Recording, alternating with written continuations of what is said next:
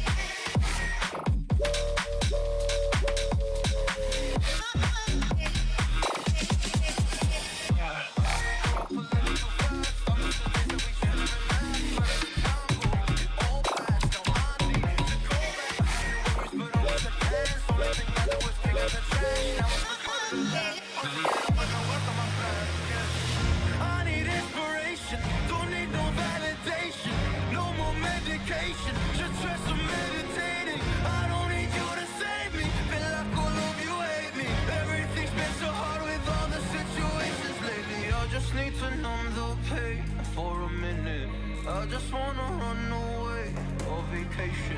I don't know what else to say now. I just need to numb the pain.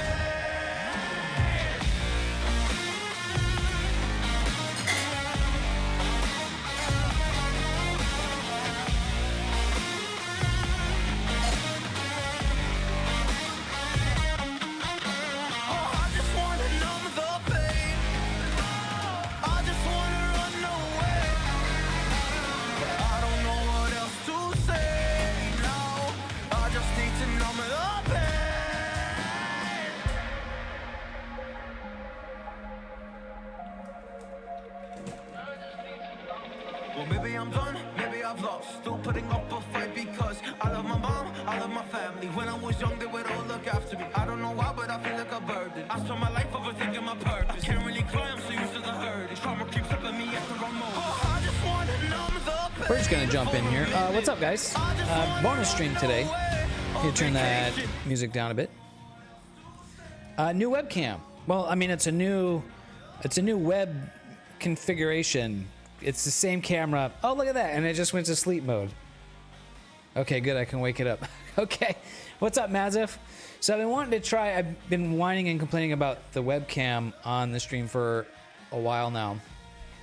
And I've been wanting to try a better quality camera setup. So I've got my Panasonic Lumix GH4 working now. And I've been kind of thinking about doing this before using that camera. You know, more, professional streamers use better quality cameras because it looks better, and better dynamic range, low light, everything's better. And I've been thinking about doing that, but I would need like a video capture card. It's kind of like a whole thing, capture card, powered after, a whole thing.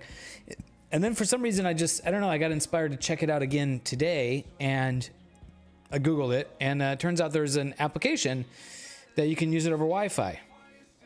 So that's partially why I say this could be a disaster. So the camera is connected to Wi-Fi to the computer. Computer's connected to the internet via a hard cable. And so, we'll see how that goes.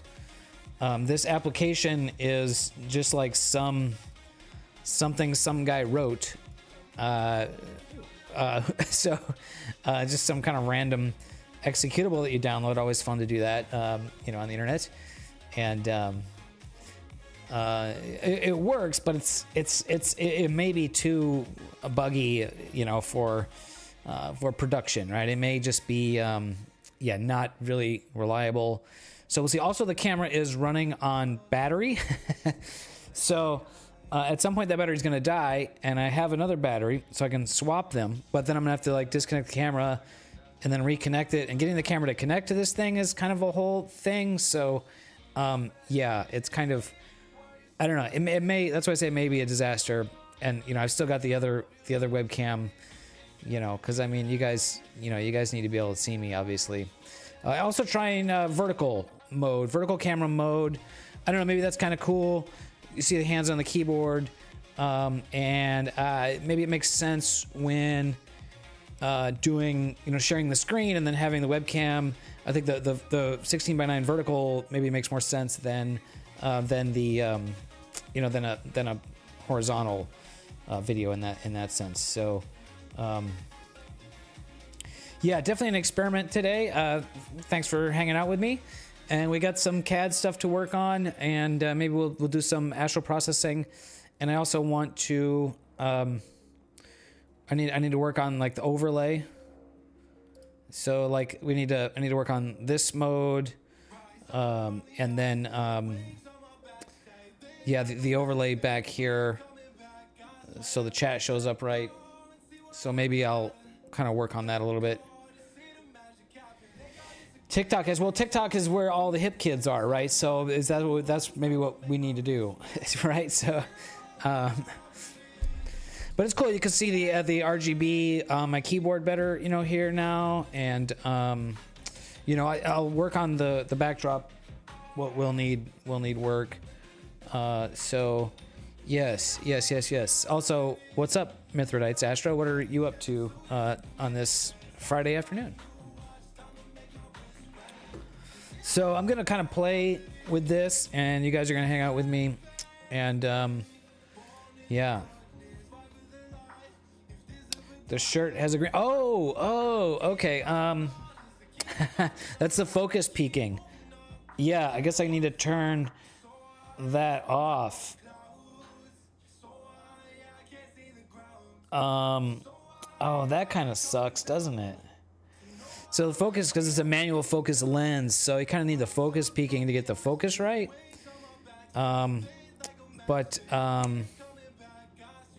Yeah, well, the shirt's in focus, and then, you know, we can see that the there's the keyboard in focus.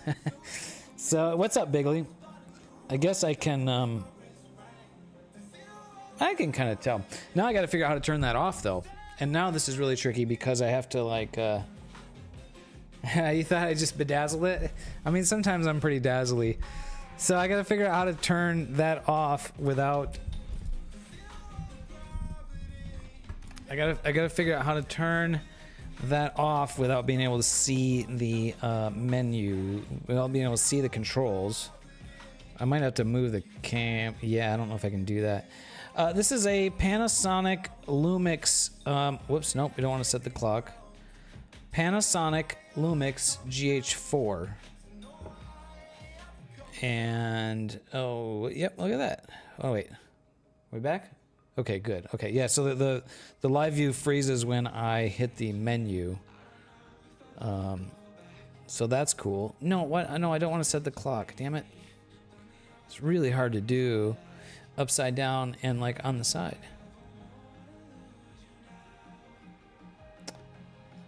Yeah, no, that I think that focus peaking is a pretty standard thing.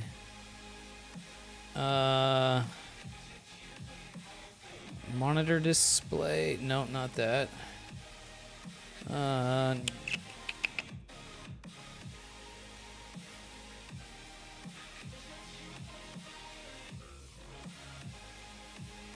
Yeah, I don't know where that is. I'm pretty sure that's like a standard thing. All right, I have to turn the camera.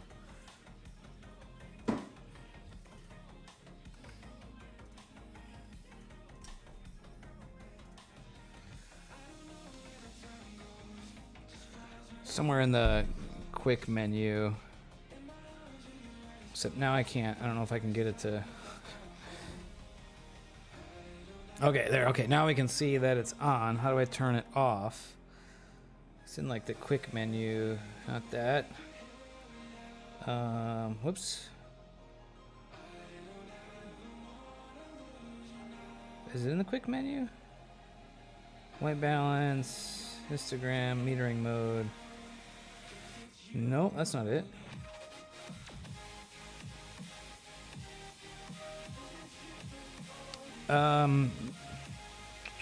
Oh. No, I was thinking maybe if I change the manual focus mode, would it make it go away? Yeah. How with OBS can you tell your audio levels are good? It just so happens to be my camera's pointed at it right now. So basically, you want it to hit in the yellow. So right now, see my voice is hitting in the yellow, and the music is really quiet. Now if I turn the music up, now the music is hitting in the yellow. So now the music's too loud relative to my voice, so it's somewhere around here. It's probably good for the music. Also, I kind of just guess at it. All right, chat, if somebody can find that setting for me. What did I just... No, don't.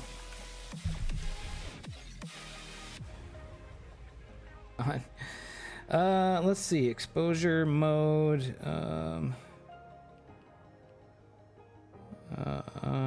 Highlight, shadow.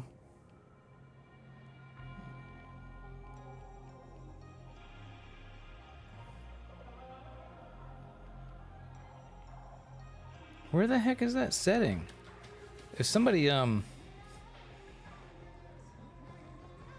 turns that on and off. If somebody can Google that for me. Menu C icon monitor peaking.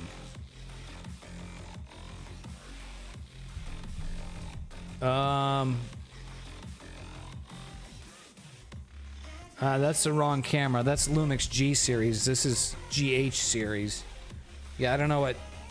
Oh, monitor peaking though. That might tell me. Let's see. We had monitor display. No, that's not it. That's. I don't think so, because I don't know what C menu means. Unless that's custom menu. Oh, maybe that's... Oh, maybe C means custom menu. Let's see. Yeah, okay. Oh, wait, oh, manual focus assist. Did that do it?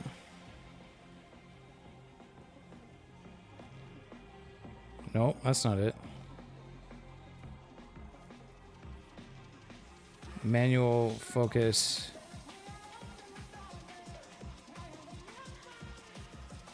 Oh, peaking. There it is.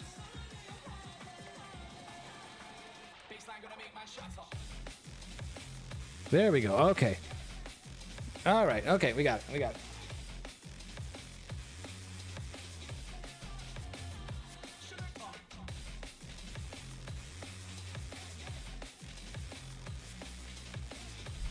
All right, now we just will never know if we're in focus or not. Actually, I think I can probably eyeball it. I can tell. I'm a focus master.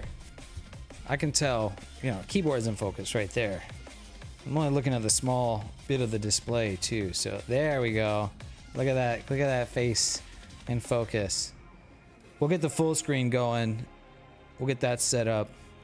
Yeah, there we go. Cool. All right. Okay. So then, let's kind of just change the angle a bit. We'll work on the back. Maybe we'll work on the backdrop a little bit later. But yeah, yeah. I need to collimate. Hey, what's up, brother? Yes, I need to collimate my Rokinon 12mm manual focus lens. All right, let's play with this for a second and see. So far, it's not freezing. Right before the stream, I was working on this, and the biggest issue I was having, it was really stuttery. It would like stutter every few seconds, like it was dropping frames, and that that appeared to be a Wi-Fi issue. I have, so this camera's like in front of like a wall of monitors, and then I had the Wi-Fi antenna on the back side of the wall of monitors, so I'm sure the signal was getting attenuated. Is that the right word? Attenuated? Anyways, I put the Wi-Fi antenna just on the desk right here. So it's literally just sitting out here, and that seemed to fix that. So we're making progress on there.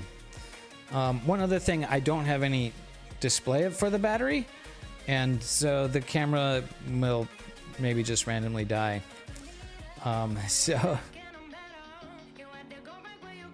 Every single new moon is cloudy. Yes. Well, that's the case for us too.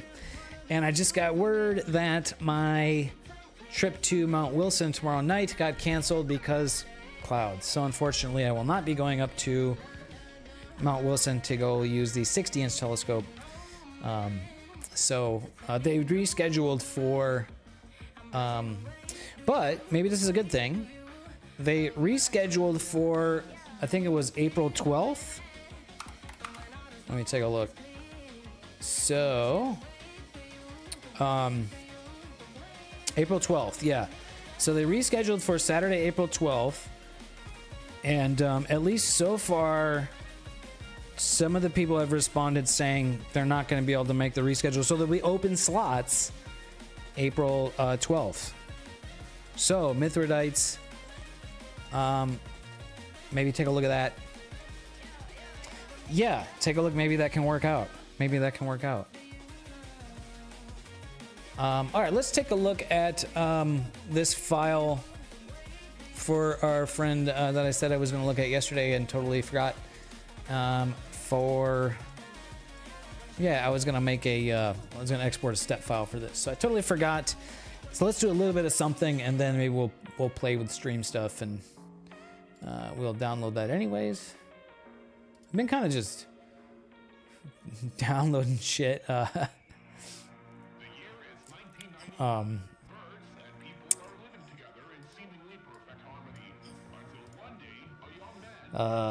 Let's see this thing.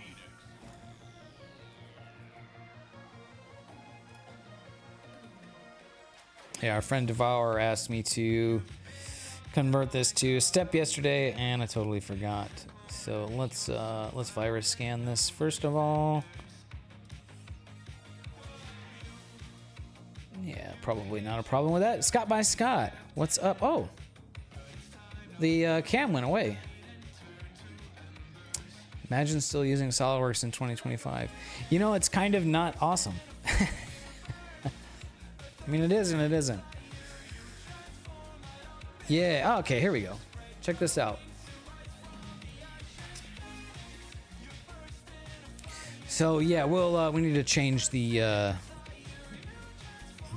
stream elements overlay and stuff. So we'll do that after we take a look at this.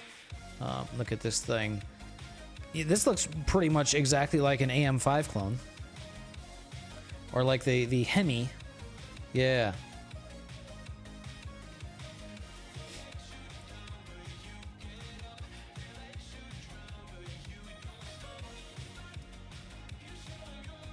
Wow, I had some just random... Oh, that's kind of a nightmare. So it's just sitting in here at like a... Oh, this is like...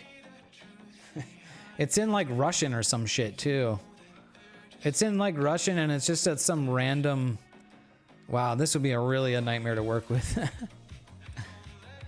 Oh, ZZZZZ. Yeah, the camera's going to sleep mode.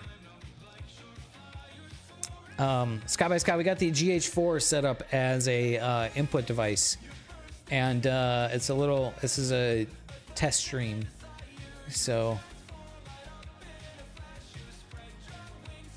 Yeah, it's from a Russian dude. Yeah, so like, look at the orientation of the.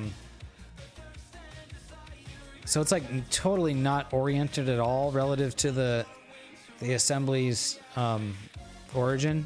It's just randomly floating in space here. So this would be an absolute nightmare to work with. You would have to like rebuild this entire. Yeah, it's also. Yeah, you like that depth of field. Like, look, you want to see the keyboard in focus? I could change lenses now too. But since I don't have focus peaking anymore, now I can't really be that confident that my face is in focus. So it's also pretty it's a pretty flat view.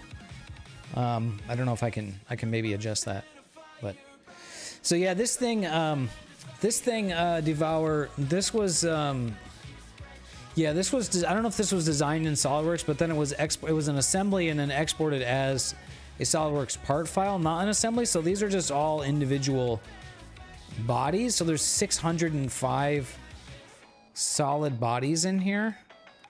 I mean, you can definitely look at it, but it would really be a nightmare to work with this. Yeah, so this was, it looks like a SolidWorks assembly that was saved as a solid part. You can do that with SolidWorks. And yeah, so it's all individual bodies. So it's a giant multi-body part. So yeah. Yeah, so working with this would be, yeah, kind of a nightmare. But using it as a visual reference might have some value. You know, if you're trying to design. Yeah, so I mean, you could definitely reference this. I certainly wouldn't try to just use it. But yeah, to yeah, kind of reference this and just see how they did things. It really looks like this is like an AM5 clone, which, you know, it's fine. But I like how they have the locks independent from the pivot axis. That's what my wedge really needs. So, yeah, I'll save this out as a step file, because then you can open it up in anything. What CAD are you using? Because you should be able to, like, if you're using Fusion 360, you can open SolidWorks documents.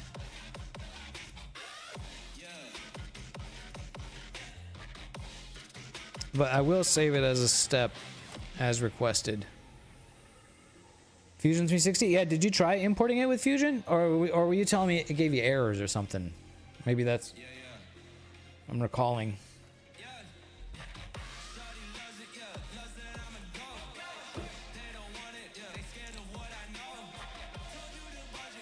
Oh, Bigley was saying you can't. You haven't... Oh, maybe that's a free Fusion. A free Fusion problem. You'd say it's hit and miss. Okay.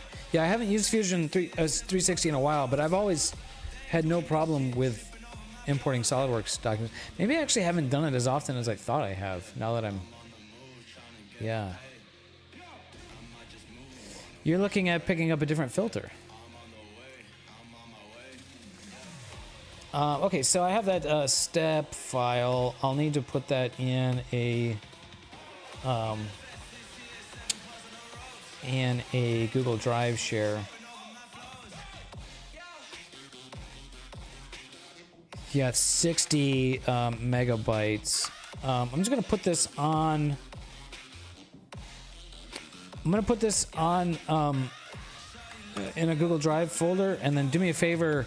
Let me know when you get it out of there so I can delete it, because I don't want that on my thing.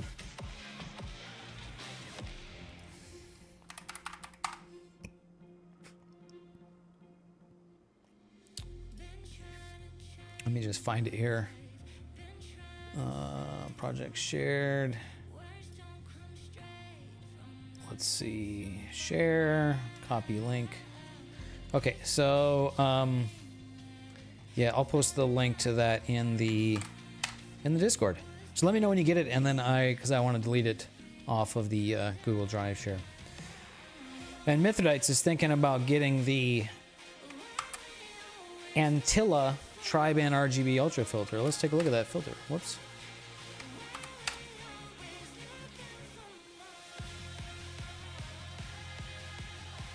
$200.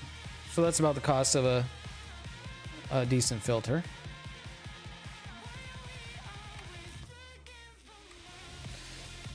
What we want to see is we want to know what these band passes are, what the wavelengths of the band passes are. You need access, right? I thought that would, yeah, 1 second. I thought that would just do it because I put it in that folder that's already shared.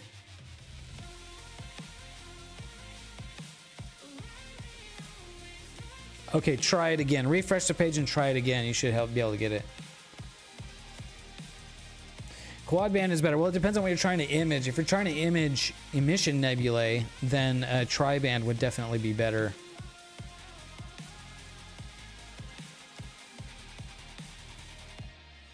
So the O3 transmission, it says 495.9 to 500.7. So that's like a 5 nanometer band pass, right?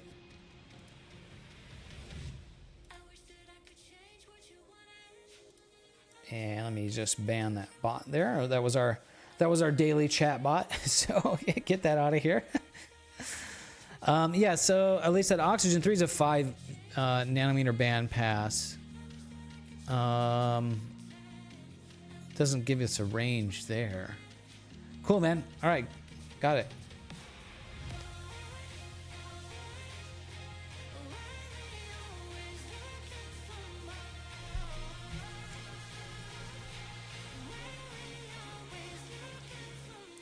Yeah, right.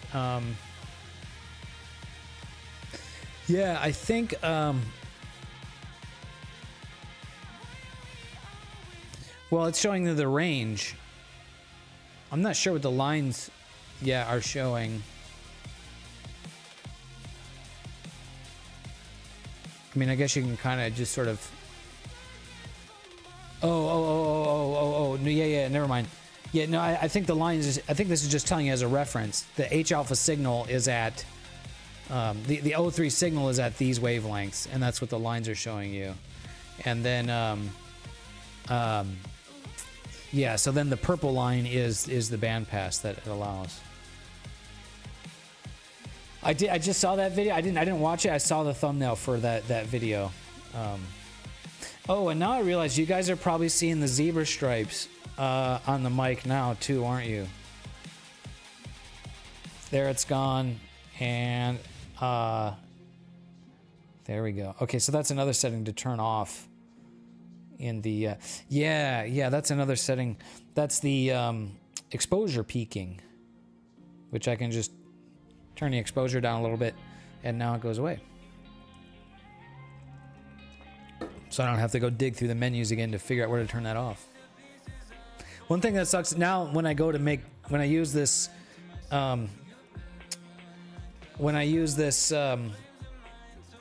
to shoot videos, now I'm gonna have to dig through the menus and turn those features back on, because I definitely use those when I'm shooting video. But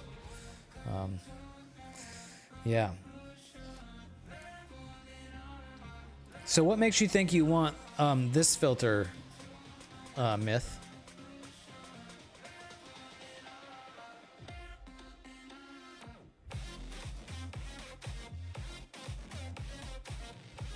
So they claim this can be used with systems as fast as f2, so that's good for faster scopes.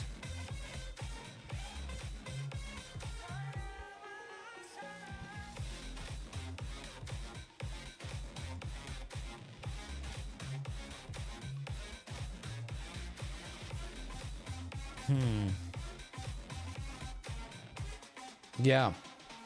Yeah, I don't know.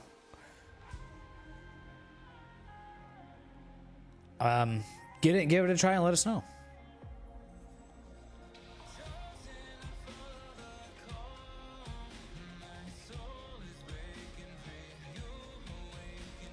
Yeah, I mean, I'm in a similar situation because I get like almost no oxygen signal on those faint targets, no O3 signal. Yeah, that's what I'm thinking, and so I'm trying to look at like what the bandpass range on this is, and they don't really give you a clear. That's what I think too. Bigly.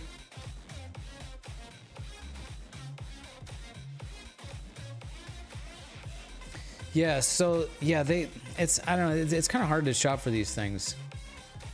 Kind of hard to understand. What's up? It's a Panasonic's GH3. Can I set presets? I think so. Yeah, I can set up presets. Yeah, I think that would maybe solve that. I could just switch to a different mode. I could look into that. Yeah, I'm also in the same. Yeah, so we have the same light pollution situation, Myth. So yeah, something like the L Extreme.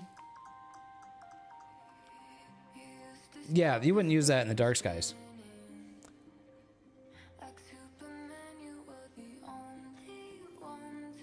Yeah. All right, let's play with the I'm gonna play with my overlay a little bit here. Well, you guys. Oh, and what's up, by the way, Tevisk.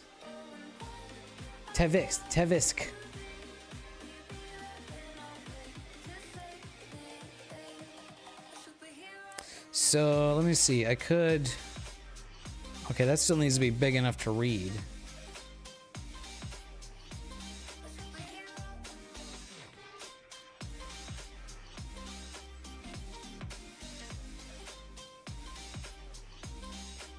Tevis. Oh, Tevis C. Got it.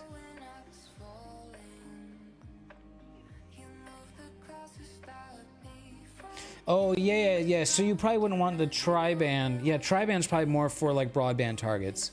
And then the, yeah. Wider, yeah, so this thing is, it's limited on,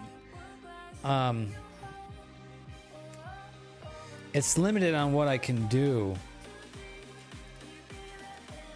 And then it messes, it's like, getting all these things set up is really just kind of obnoxious. And, yeah, so there's different like chat overlays, and this one, yeah, this one is, of course, now it messes with this other overlay thing. And then we need to do this. Actually, let me duplicate. So that's the old webcam.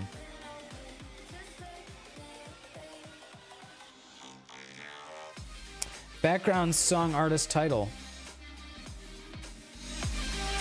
Let me turn that up for you. It's a pretty good banger, isn't it?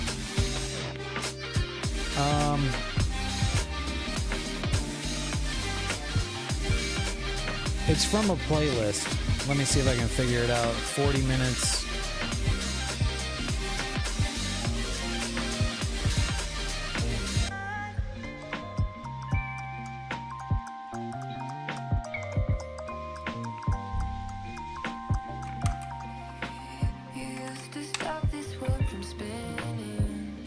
It's from this long playlist here.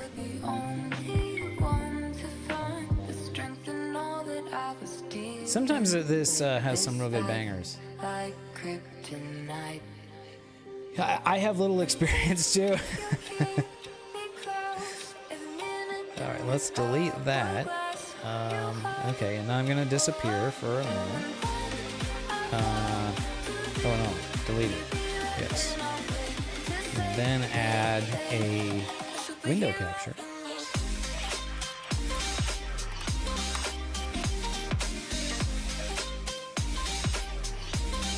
Oh wait, I already have one.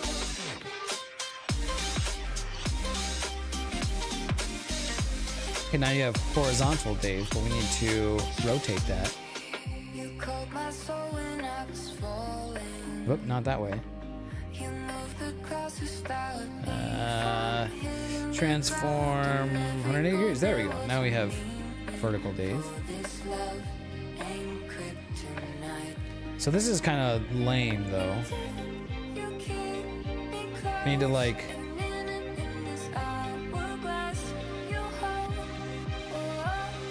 put that on the bottom. A little bit less lame. Yeah, so I need to like, and I need to like redo the whole background so it's not black bars. But we could do something like, yeah, this whole thing like changes now. And then move the chat. And then look at that, we can have the chat like that. It's a little bit less lame. Cool, man. I appreciate the lurk. Maybe we need to go like chat over here and then Dave over here. Maybe that's a little bit better for now.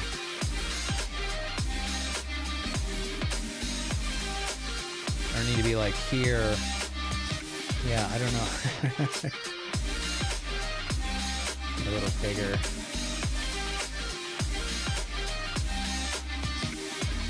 Focus seems a little soft now. Yeah, I mean that's better. Yeah, so I'll play with that some more. And then this needs like a totally different overlay. I definitely like the camera better. What do you guys think of the angle and stuff? Let me log into Stream Elements. See if I can just kind of start fiddling with this just so I can feel a little bit better about how that looks. The chat's going to be complicated having that on the stream. Yeah. Oh, I forgot to turn it back down. Somebody was vibing on that banger.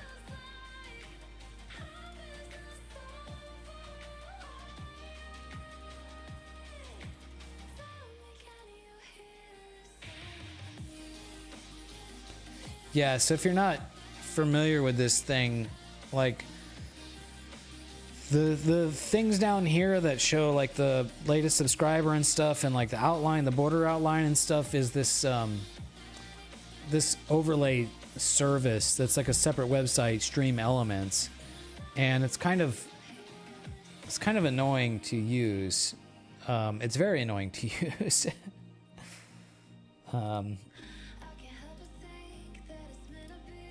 Overlays.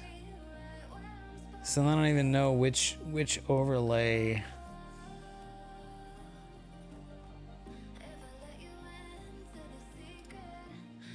I'd show this website, but I think I might kind of dox myself, so I don't want to do that.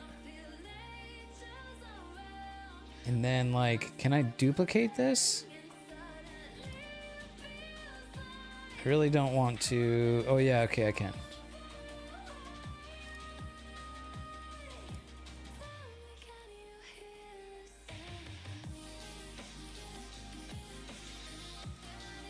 Okay, edit this overlay. And then, yeah, this kind of screws like a lot of stuff up. Just delete that.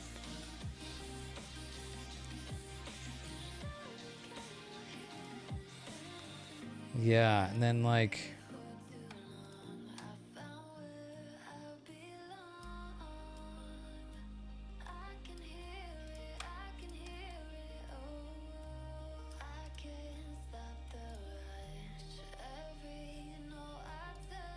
copy the URL. Okay, then we go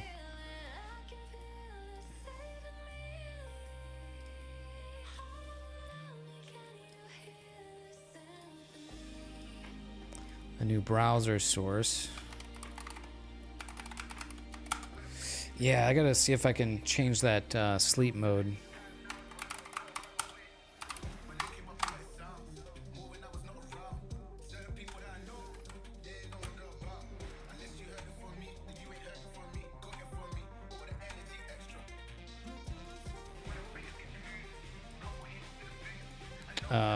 Something's not right with that.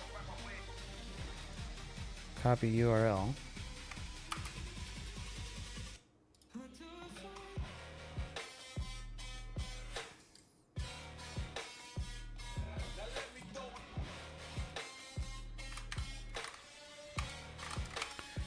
1920 by 1080. Is it the resolution?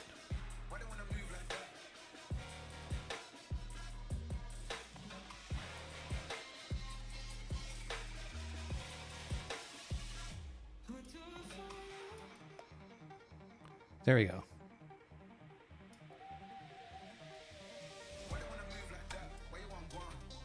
There we go. Okay, so that's like, at least now we've got things not laid over each other, and we can refine that a little bit. You know, maybe later, but you know, for now that's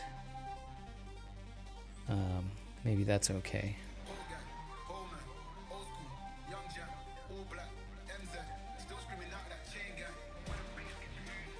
Yeah, okay. Well, at least for now, I can, and then off stream, you know, I can go and you know, refine this and make it look. I mean, I suck at the graphic design side of things, so it's probably gonna always suck. So.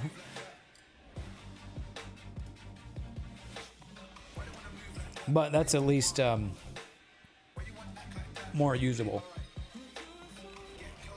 than what we had.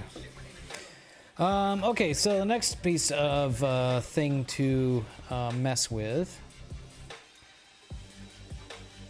Let's see, where was that? Hey, I'm kind of glad you didn't pick up. So it looks like we're still having problems with this I miss you. part of the telescope. I've been thinking about you. The teeth still not quite lining up on here. So this he printed in resin. Shifty printed this in resin, and so this looks more right, but still not. It's definitely not quite right. It's not meshing teeth there. Yeah, like it kind of is, and then it isn't. Hearing your laugh and holding your hand. So we may just need like some clearance or something there. I hope and I wish Let's that you bring were that. okay. Let's bring that up. Don't want us to go back to the old I think what I'm gonna do is I miss you. just further verify the tooth profile. Let's see, why is that not on my recents? Okay.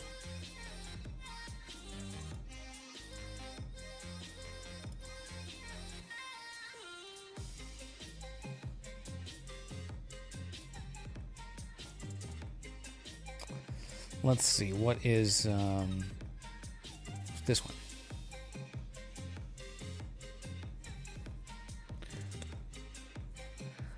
All right, so still kind of looking at this tooth profile here. The idea of you listening to this? Oh, look at that. You guys can get the, oh, look, you can get the 3D mouse action in the shot now. Hang up. That's worth the whole camera angle right there. Ooh, look at that. Not again. I don't know if you miss me too, but I hope you do. Something like that.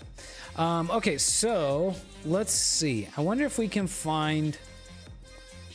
Let's go to McMaster-Carr, and maybe we can find a belt.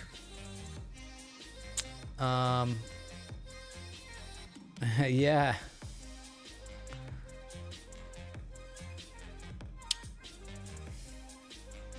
Belt trade size. See, they don't. We've been having issues with belts. I know I want curved. Yeah, they don't list GT2 as a belt trade size. What I thought would be forever. They have 2 GT.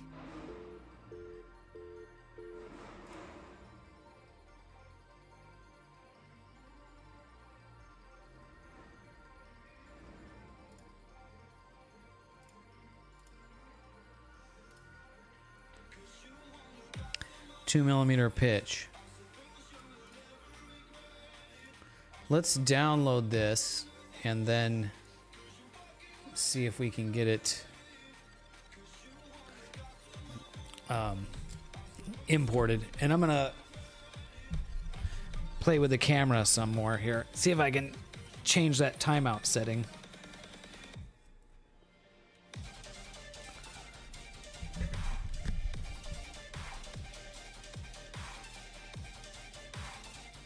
Maybe that's in the setup.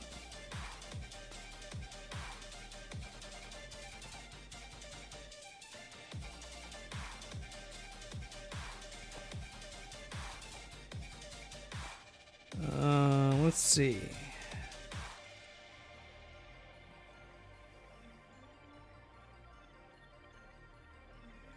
Can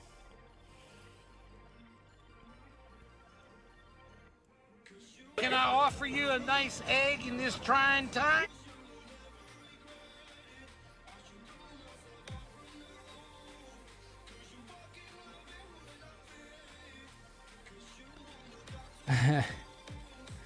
Yes, I would like an egg. Let's see. I don't think I see settings for like power save mode. Yeah.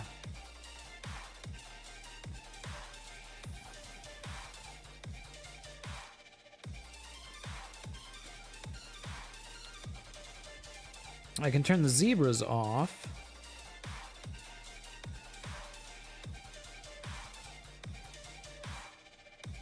Monitor display style, monitor display info,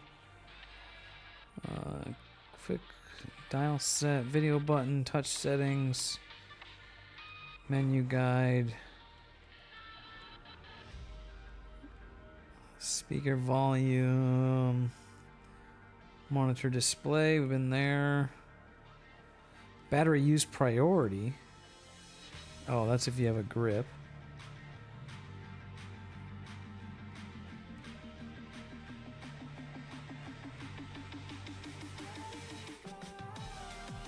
.3D mice are sick.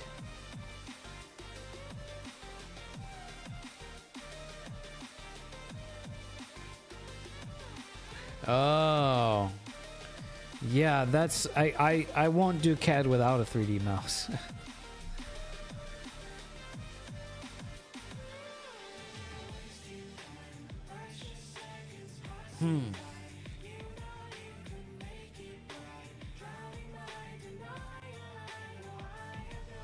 Chegg, are you talking about this part we've got right here?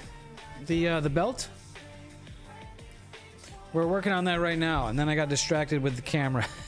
Also working on the new webcam situation, so doing multiple new things at once. It's always the best way to do things, right? Is do a whole bunch of new things at the same time. Yeah, so okay, so check it out. So our guy printed it in resin. So I had no luck with it. I couldn't get it to print even close to the right geometry. So our guy printed it in resin. And you can see we're still not quite line and teeth up here. We're skipping teeth. So yeah, I think maybe we just need more maybe we need more clearance. So what I was going to do, what I was in the middle of doing, then I got distracted by the camera, is we're going to try to import a belt into SolidWorks. And then, yeah, so this is, I mean, maybe not going to be that helpful.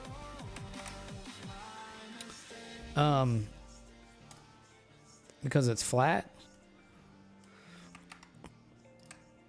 Well, let's try it. So I can do tool, let's see, insert features imported. And I will set this to all files and we'll import this part. Nope, I can't do it that way. I have to go insert part.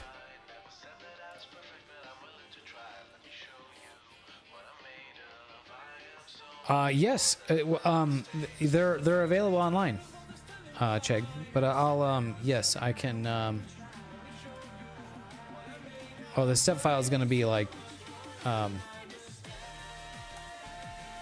whole assembly. But yeah, I can do that.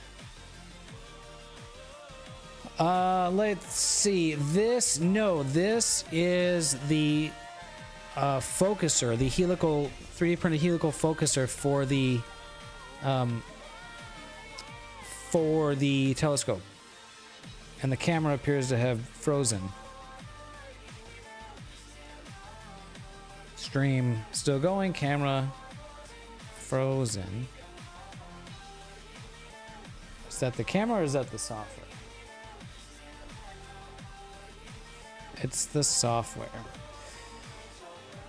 So you guys may recall at the beginning of the stream, I mentioned I'm using this kind of less than ideal software to run this. And let's see. It says it's still connected. I might need to just restart that.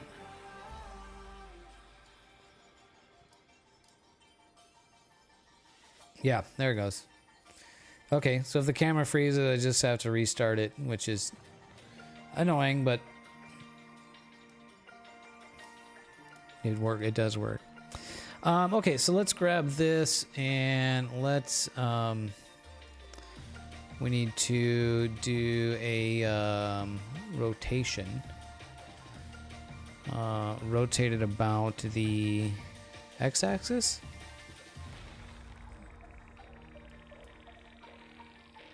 Wait, millimeters. 90 degrees. Oh, that.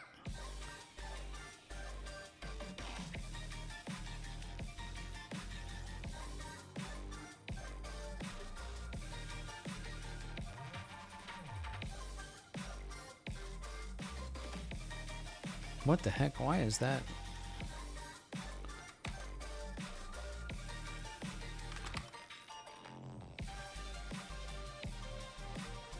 Whoops, I didn't want to copy it. I just wanted to rotate it.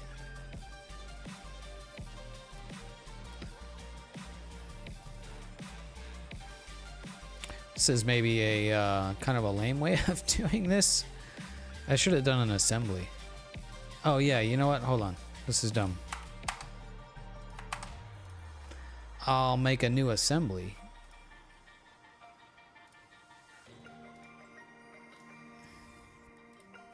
With this part in it.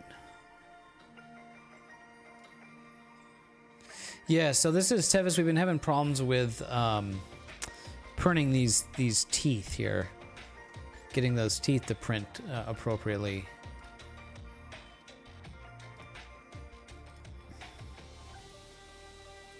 There we go. This will be easier to work with now.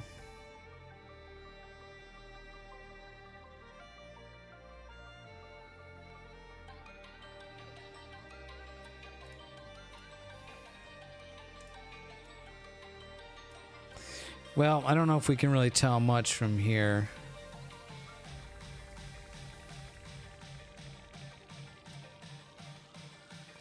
Well, it does look like the pitch is off, but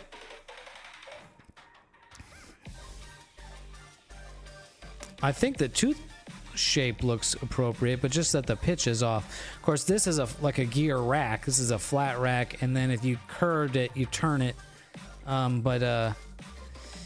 Yeah, so no, I agree with you now, Chegg, looking at that. I mean, we can't really tell because we're looking at a flat thing and not a curved thing on a curved thing.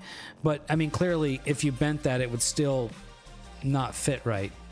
Right, so let's take a look at what we got here. And how I ended up with that tooth shape.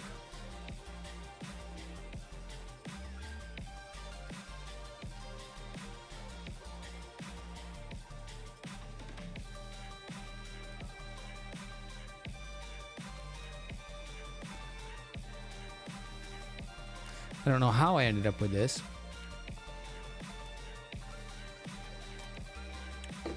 Yeah, I agree, Myth.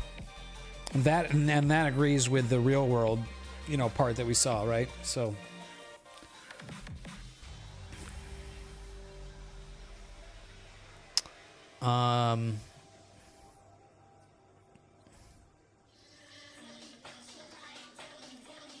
yeah, so we have 2 degrees between. Interesting. What was this sketch showing?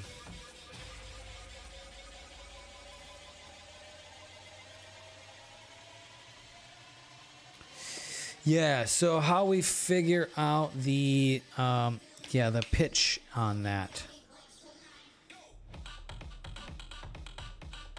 Yeah. I mean, we could just fudge it, but that's not a good way to do it. Not sure what I have. Oh, 180 is the number of teeth. Yeah, that's the pattern number. And then 1.85. Well, now that's interesting. Shouldn't that be 2? Yeah, fudge equals trial and error. That's, I mean, that'll get us. I'm sure we can get it there. But the problem with that is that's not the real solution. So this is kind of interesting to me. I know that the pitch is supposed to be 2, but for some reason they have 1.85 millimeters center to center here. And so being off by 0.15 millimeters sounds honestly about right for the error.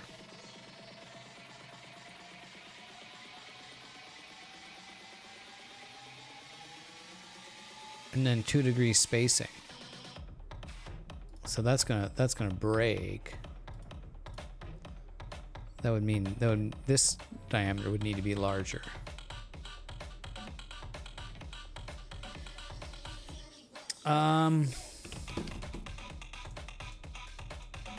Where did we have somewhere we found some geometry? Somebody was sharing. It might have been you, Chegg. Somebody was sharing a resource that had some geometry on these things.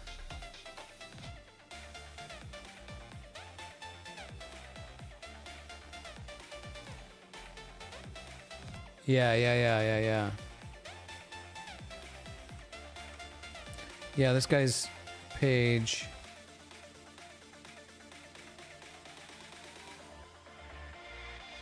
Yeah, here we go. Thank you. So,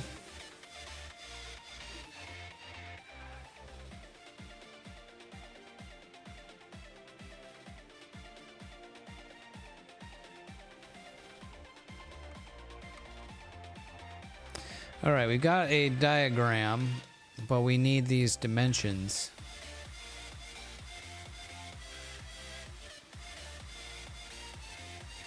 Oh, and then AB. Let's see.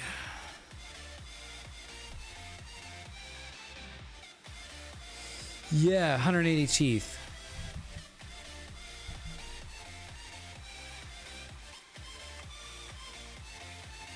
I thought there was a better diagram. I think on that the GitHub.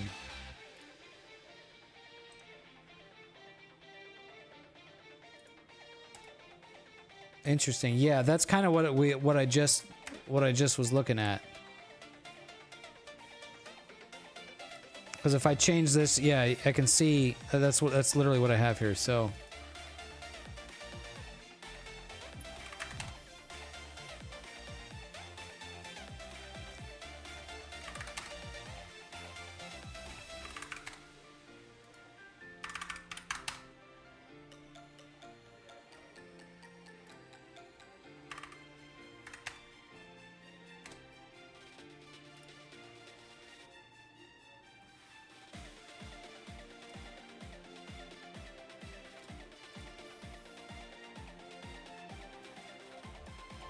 just gonna do just a little quick trial and error to try to see if this looks a little bit more appropriate. And that definitely looks more appropriate. Yeah, I think I just had the pitch wrong for some reason. Yeah, I had this at 1.85 millimeters, the center to center instead of 2. I don't know why I had that. But I do want to try to make sense of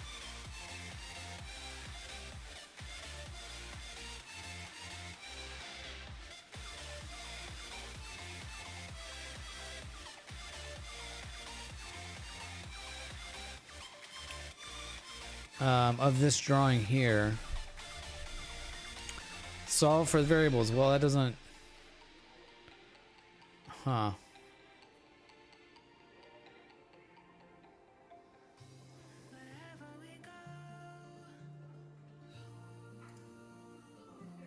Yeah, that's not very helpful. Are you trying to share a link, Solid Cube? It won't let you. It won't let you share a link. You can post a link in the Discord, or send me a DM and I'll share it.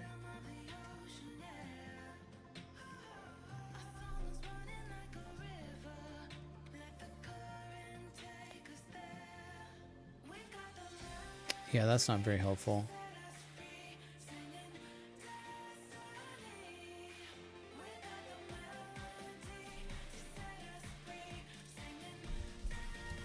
Pitch 2.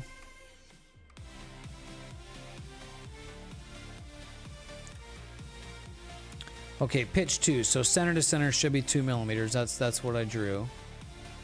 And then R1.15. That's the radius of that inside corner.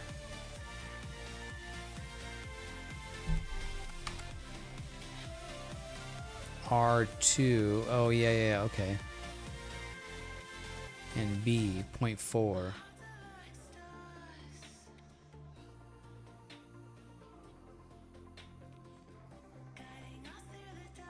H being the height. Small h. R3, 0.55. 0.55. Okay, so we got that right. Okay, yeah, so this should be point... Yeah, 0.55 would be 1.1. And I got 1.11 offset by a little bit. Maybe we'll just leave that. And then,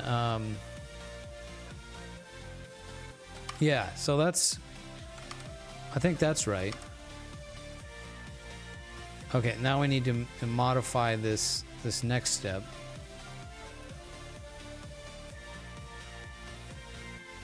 Yeah, okay, so this is problematic. These are like these radius cuts here.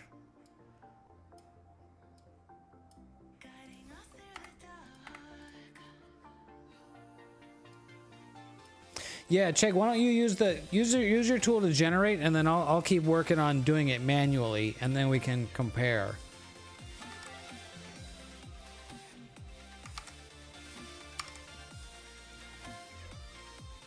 So R2 is 1 millimeter. So I think we need to make these things all in a straight line, horizontal. How do you handle modeling that stuff out when it's going to be on a circle edge? I don't really know, Bigley. I'm kind of figuring that out too. Let's see. What? No, I didn't want to do that.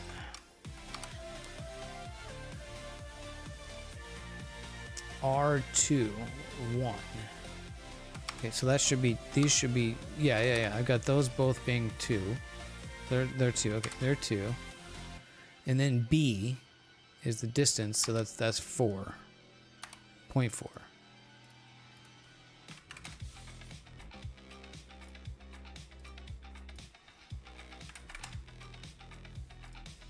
That's not quite jiving. No, I didn't want to do that. R3. Oh, those are the, okay, that's offset a bit, but it doesn't show. Oh, it's from H. Learning is occurring. Yeah, sorry if I'm not, I'm kind of in my head and trying to figure this out as I go here. H 0.75 to the center of that thing to the top. Okay, so not in a line. And this is tricky because this is like upside down that I'm trying to do. Center of this radius to the bottom of that. Yeah, okay, so that should be, and what's that value? Little h, 0.75. there to there. Oh, I might need to... Yeah, I need a line. I need a construction line. We'll do a center midpoint line. Pork ribs. Oh, shit, bro. I'll be right over. Okay, construction line, and then that should be 7.5. And then that's the wrong dimension. This needs to be the horizontal dimension. 4. There we go. Now that's looking right. All right, cool. Yeah. All right. All right. I think we're making progress here.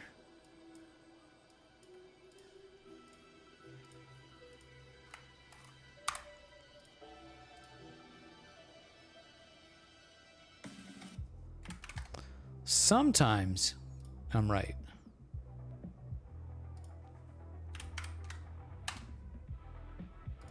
Oh, whoops, that's wrong. Oh, that's the wrong distance. There to there. There we go. Now that looks right. 3, 2, 1 ribs. Okay, what do we got going on here? We got sleepy cam syndrome. Getting ready to prep some pork ribs. Gonna do them in the oven at 225 for a total of 6 hours. 3 hours unwrapped, 2 hours wrapped, last hour unwrapped, then sauced every 15 minutes. Okay. Well, I can get behind that. Okay, this looks right, but it's not fully constrained. Why is it not fully constrained? What's not constrained about you? Oh, there we go. Now we are.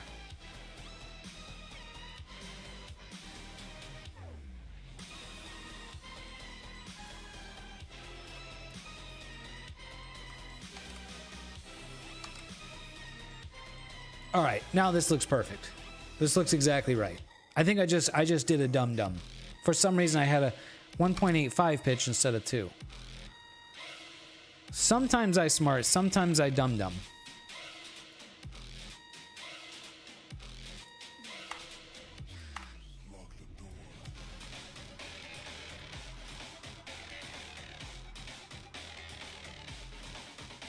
Oh, only the last hour of saucing. I was going to say, that's some dedication to the sauce.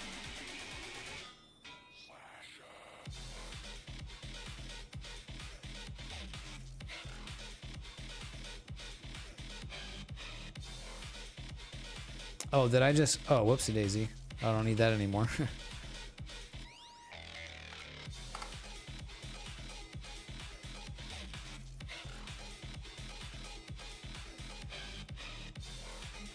Okay, this thing needs to be larger now. So we just ended up making this thing larger, which I don't think I wanted to do. Yeah. Export me a step, and I can just import it. I can just import it and overlay it. But I'm pretty confident. I mean, looking at this now, this looks totally right to me. So yeah, I think I got it. I think I got it figured out. So I just did a dum-dum. And, you know, sometimes I smart, but oftentimes I dum-dum.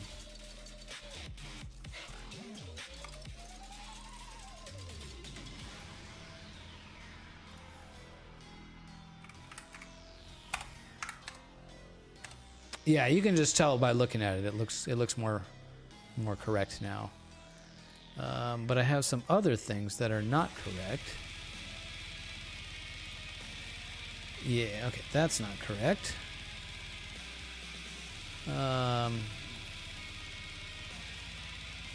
Derp. Yep. But I mean, it's okay to derp as long as you underp. As long as you learn,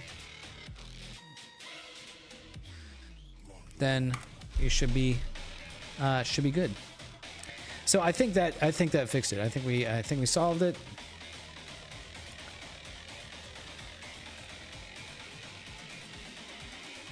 And we'll compare with Chegg's file.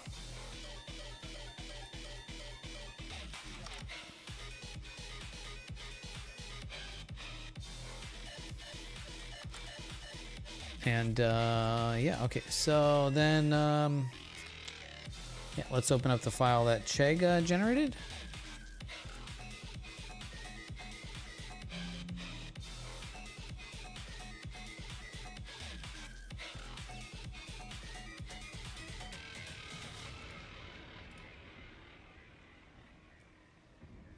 Oh, the smoker.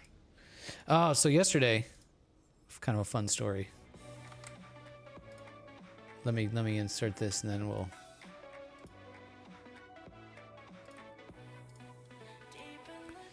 So we don't quite fully agree here. I wonder, Chegg, did you do a different number of teeth?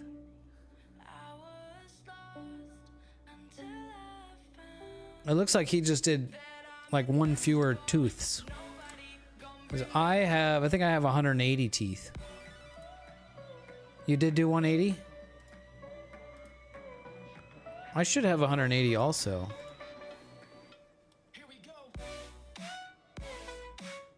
Yeah, I also have 180.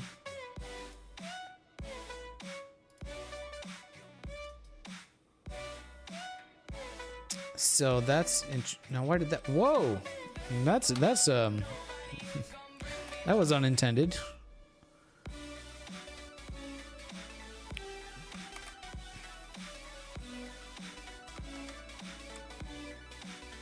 Double up on the sage. Hell yeah. What's up, Benji? Oh, camera. I'm hoping when I switch this for a AC adapter, it won't do that power save mode. Let me Google that.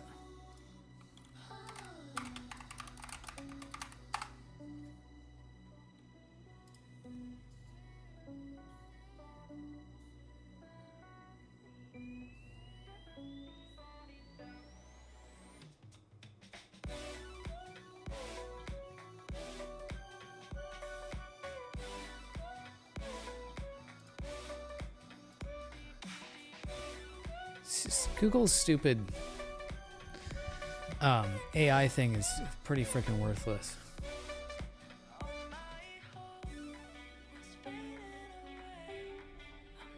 No, that's not.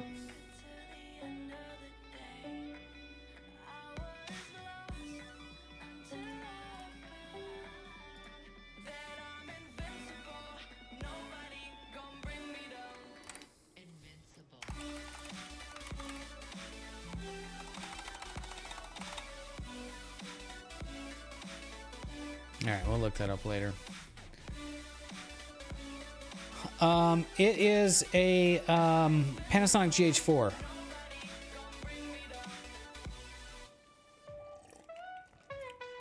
I was looking in the menu to try to find. I mean, there's usually like a timeout setting, and I didn't see anything. But I wasn't looking too thoroughly. Yeah. So interestingly, I mean, these both are like.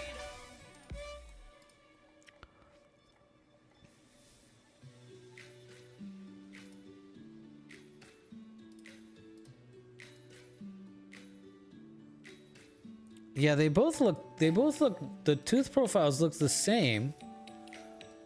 Mine's just a larger diameter. Are you sure you did 180 teeth?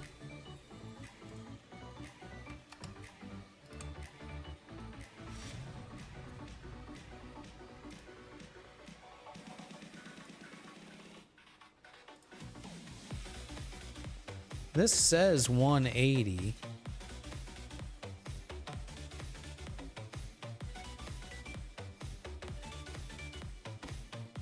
%. Huh.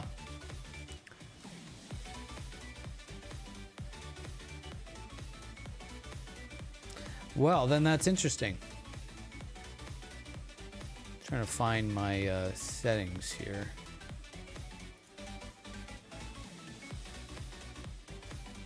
Yeah, I have 180 also. No, it did not. I just selected the pattern.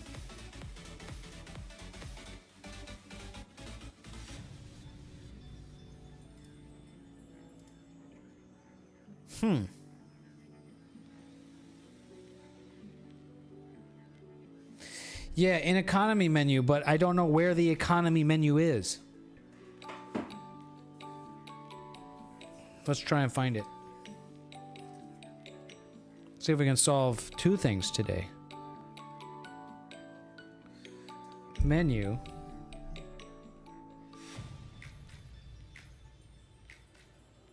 Is it in custom or setup? My guess would be setup. Oh, I do have economy menu, but I can't adjust it right now. It's grayed out. Why is it grayed out? Is it grayed out because it's connected to Wi-Fi? All right, the camera's gonna disconnect for a minute.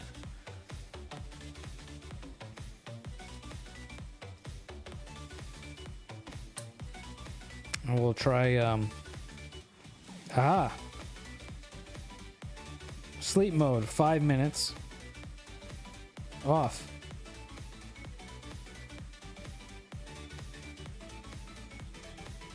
Okay, there we go. That should fix it. But now I gotta turn Wi-Fi back on.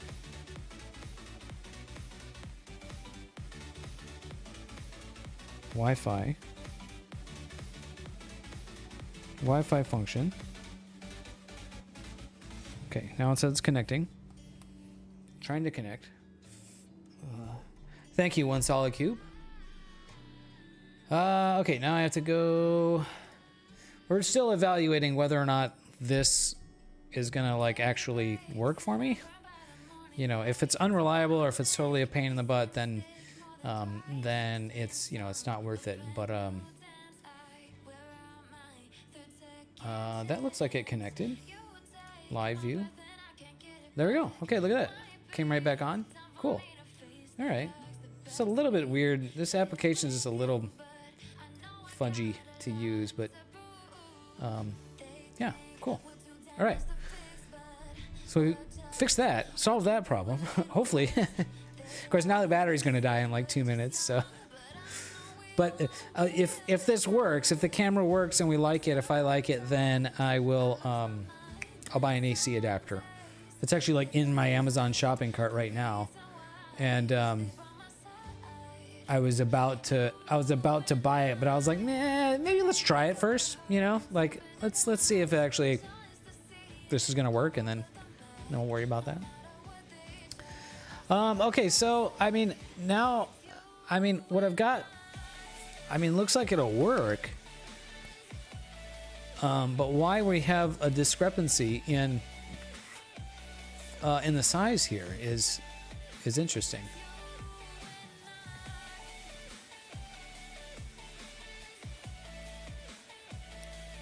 I mean, the teeth profiles look, I mean, pretty identical.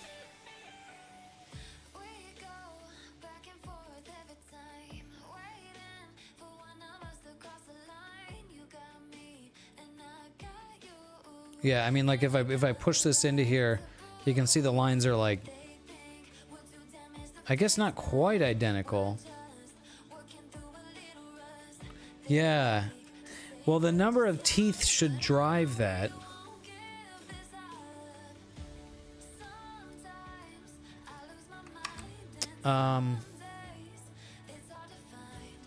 Okay, let me go look at... Oh, okay, hold on. Yeah, maybe so I've got, yeah, this angle. Cool, yeah. So I do have an angle specified at 2 degrees. So... yeah, my radius here is driven by the pitch and the angle. Oh, so you know what? Okay, maybe it's that. Maybe it's that my pitch isn't 2. It should be 2. It's like 2, not 2 pi, but it should be the circumference, which ends up close to 2. Does that make sense?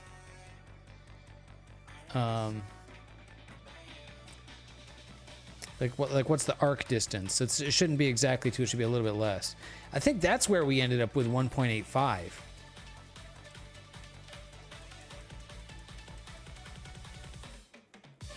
Is that to keep the belt up against the wall? I'm not sure what you mean. What wall?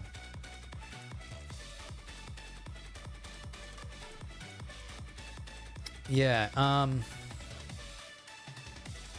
yeah, so the pitch now is the question.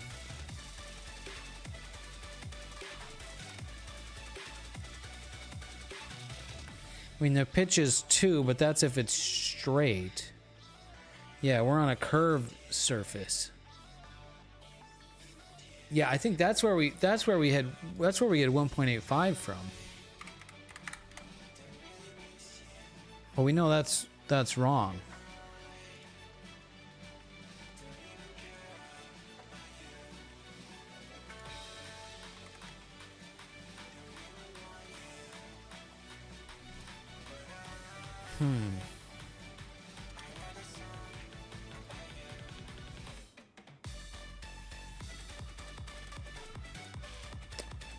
Yeah, that's what I'm thinking. One solid cube, and that's where I'm thinking why we had 1.85 here instead of 2, right? Because it shouldn't be.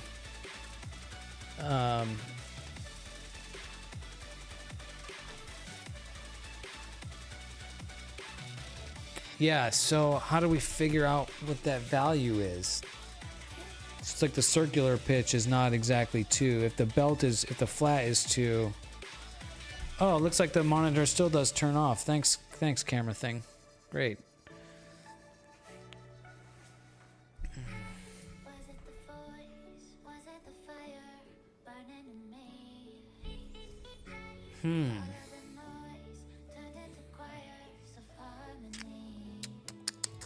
So,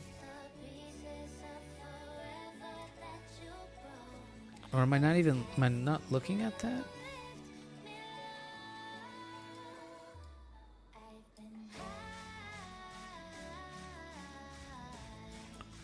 Yeah, something isn't. The angle between them, I also have dimension to 2 degrees.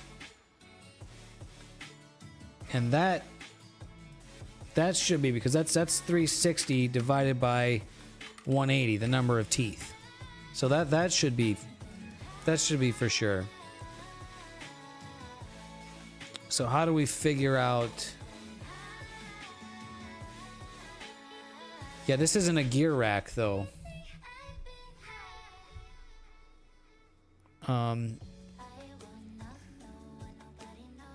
Yeah, like the pitch should still be 2, or missing something. What am I missing?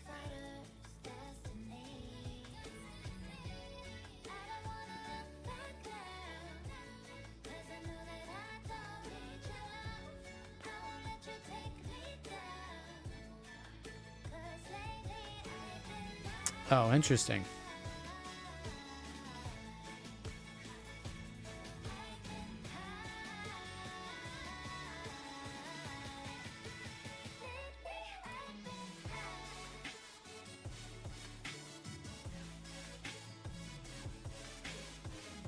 Oh, wait a minute. Maybe I don't even need... Oh, okay. Hold on. I think what I'm doing... Yeah, okay. I think I need to specify the pitch radius or the pitch diameter, not the spacing. I think that's what I need to do. How do I calculate the pitch diameter?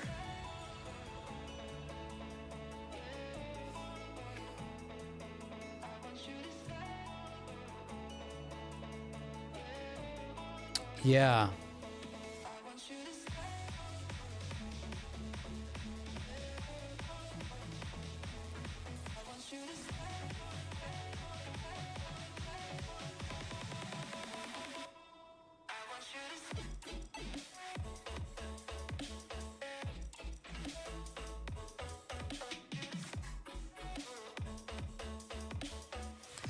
Yeah, how do I figure out?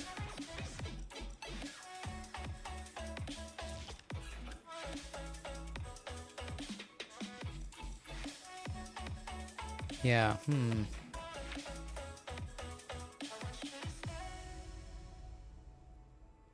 Yeah, there's trigonometry involved here.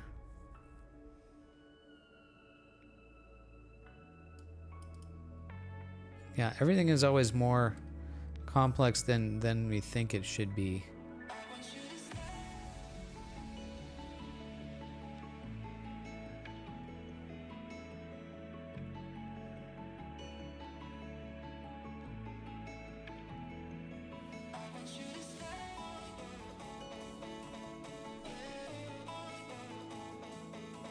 Let's ask ChatGPT.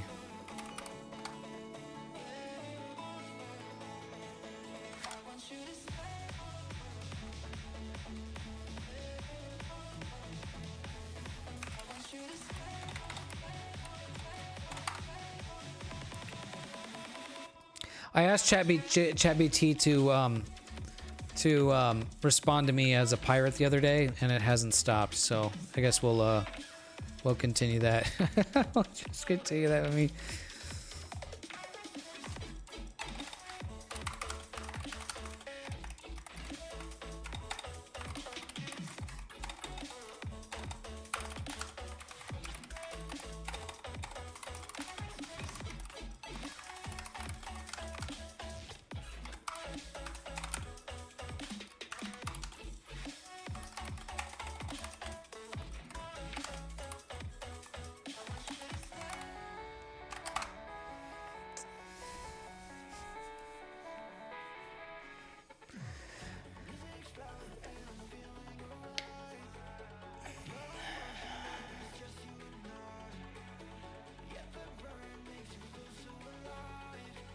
That GT2 profile on your planner rack, no, I don't think it does. No, it doesn't.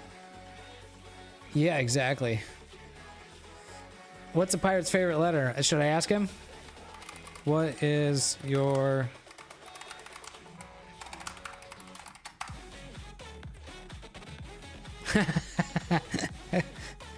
Tis R, of course.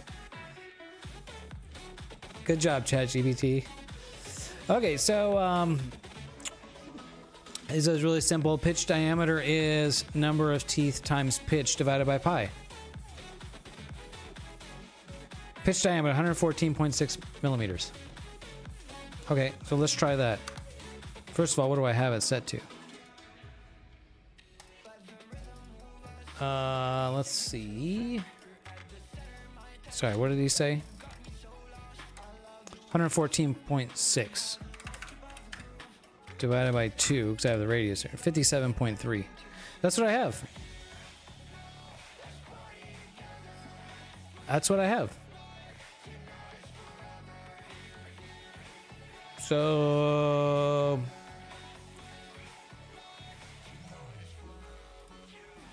his first love be the sea. Well, let me see if he...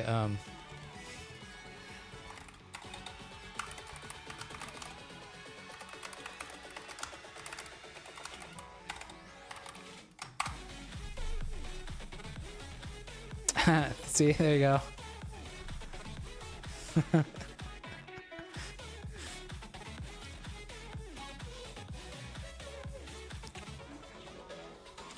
All right, so ChatGPT agrees with me with my math and my formulation and the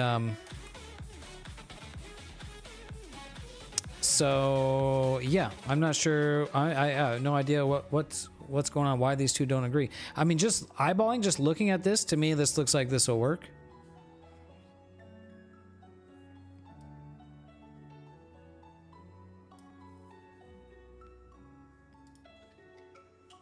You know, these first two teeth mesh, and if you imagine flexing, you know, bending that belt around, it looks like the teeth will line up in there. So, but yeah, why this thing doesn't?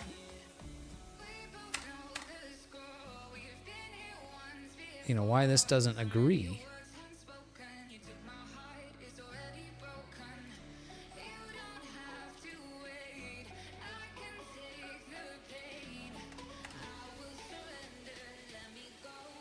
It's very strange.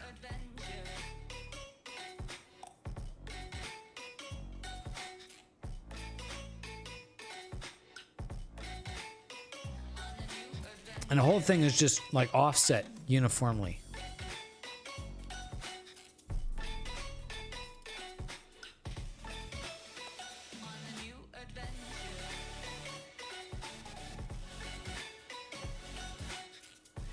Well,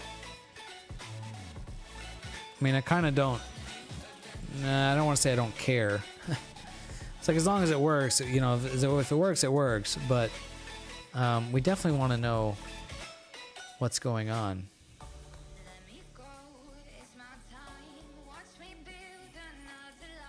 Yeah, I don't know.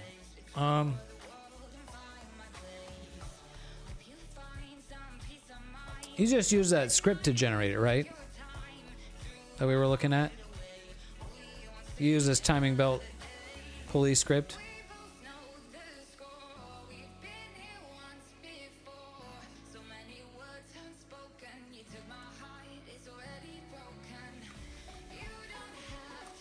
Yeah, right. What's the distance from yours to the blue? That's a good question. We can measure that. Can we measure directly?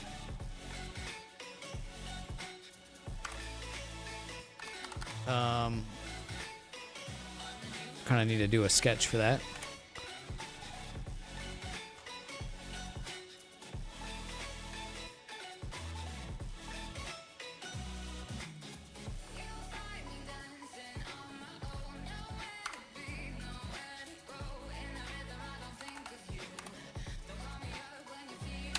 So it's offset by 0.2 millimeters.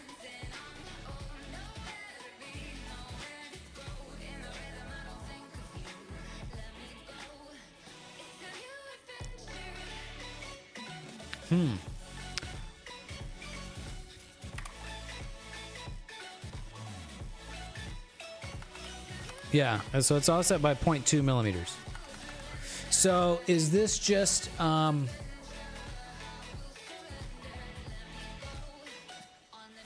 wonder if that's just clearance. Tolerance is not the right word. Clearance is the right word. I think that maybe that's just clearance. Is there clearance built into the this script? Because 0.2 millimeters sounds like the type of dimension that you would use for clearance.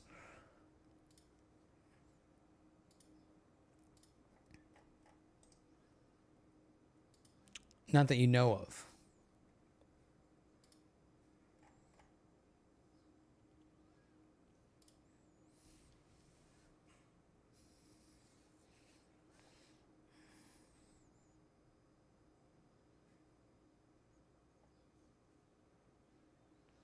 Yeah, I wonder. Yeah, I don't think I'm going to be able to make any sense of pulley equations.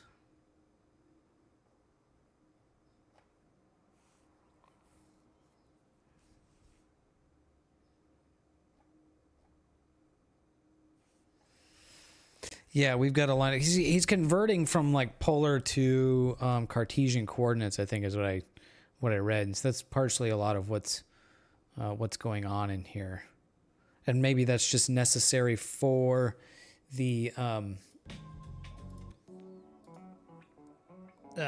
script to generate the files. Holy God. Look at this code. Yeah, I'm not going to try to make sense of all that.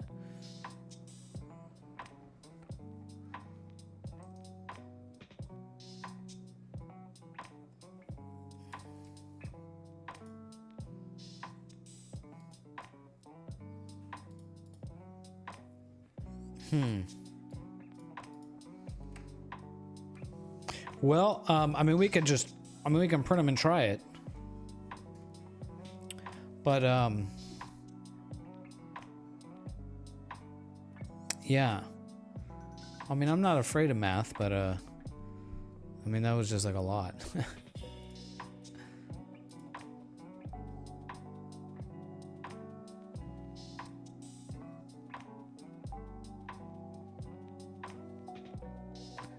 PLD of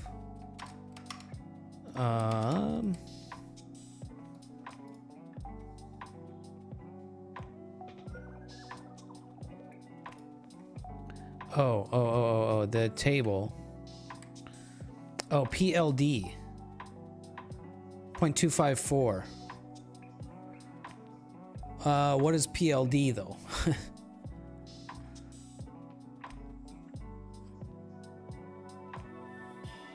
Yeah, not a very good, not very good documentation here.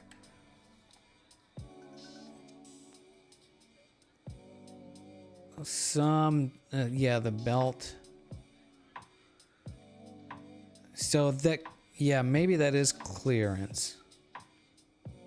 Because this looks like, I'm not sure what this line is. There's like a 3 and a point, number 3 pointing to the line, but you know, there's no this is not good documentation because what is that referencing? PLD is on the chart, but what does that mean? Well, it's the distance from whatever this line is to the, you know, to this part of the belt. But what does that mean? What does it mean?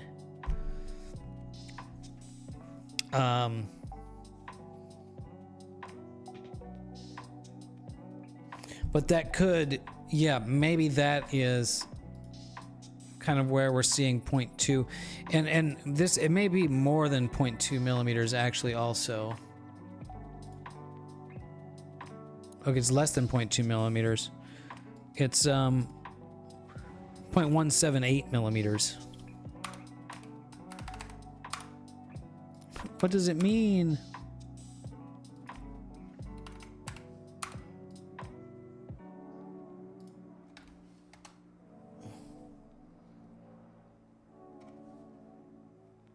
Down a little on the page.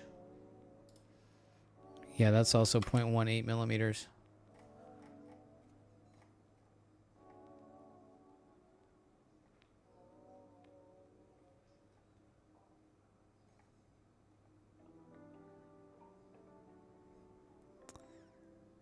He's got a 0.25. Oh, rip that dude. Is that dude no longer out there? Oh, okay. PLD 0.25. Yeah, here. Measured from the centroid of the belt. Yeah. Okay.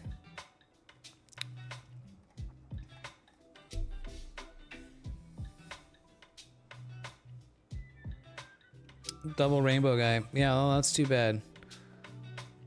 What an internet legend for a short while that guy was.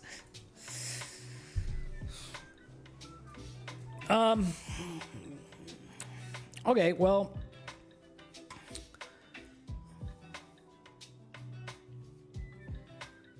yeah, that does seem to be the case.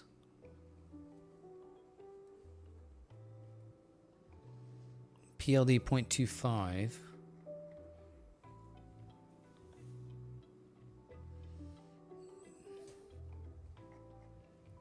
So like that's the center of the belt. And then, yeah, well that makes sense. Yeah. I think we're looking at the same thing now. So yeah, if you can kind of imagine the belt, you know, being drawn on here, this dashed line would be this centroid of the belt there. That's what I'm guessing.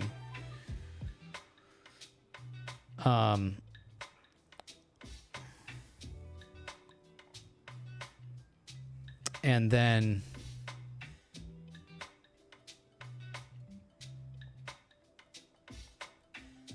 so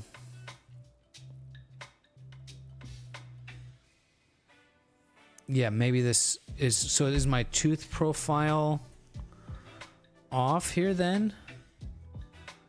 let's see. I used this H value of 0.75, but do I need to like add PLD to that?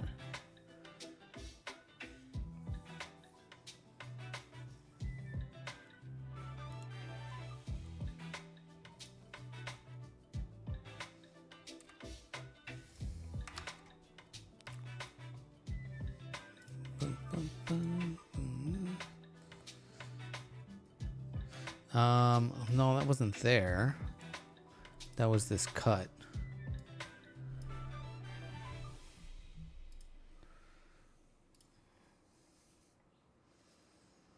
Yeah, so if I changed that,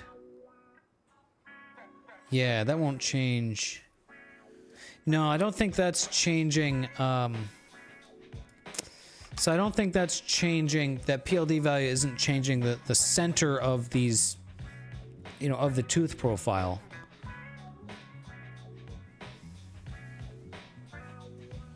I don't think.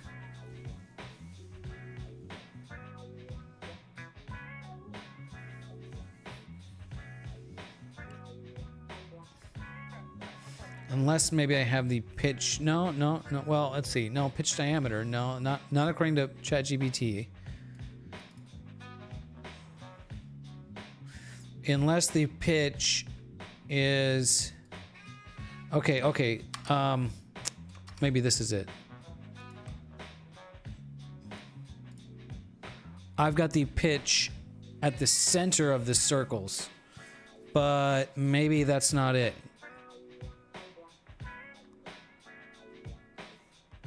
There is, but I thinking, so I've got the pitch as defined as the center of the circles. Is that the right definition of the pitch? It is. Well, okay. It is on the flat belt, the pitch is the center of the circles, right? So on the curved belt, where is the pitch? Maybe I can measure that on the one that you... the one that Chegg drew up, or maybe we can see it here.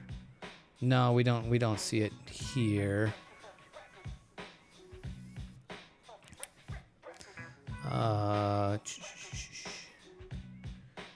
P.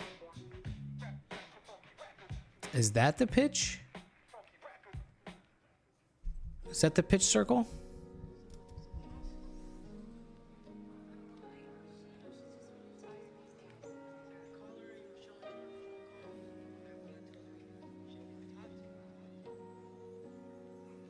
An arc with a...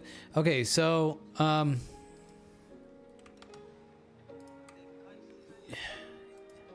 yeah.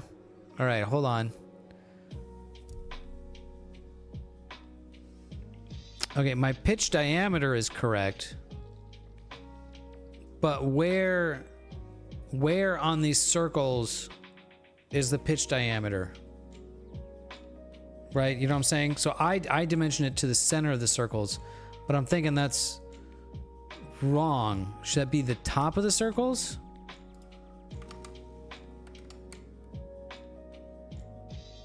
And I think that's what he's showing here. If that's P, this line, like if you continue this arc around, right? So that would mean, so mine would be not,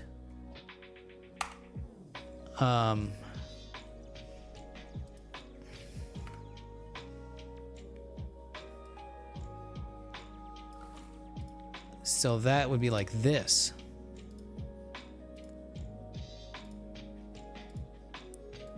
Oh, whoops.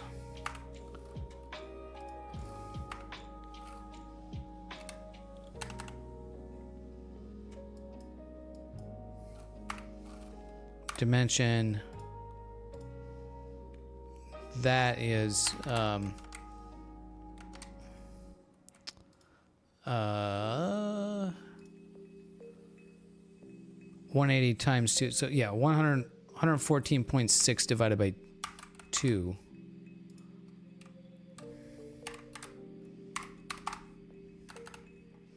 And then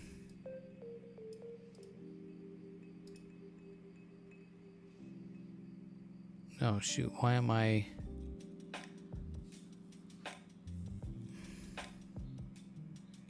how is that fully defined now?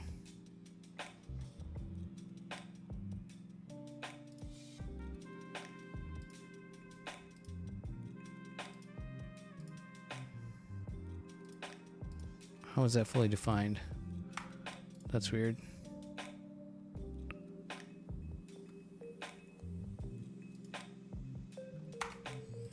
Oh, there we go. No, why are those?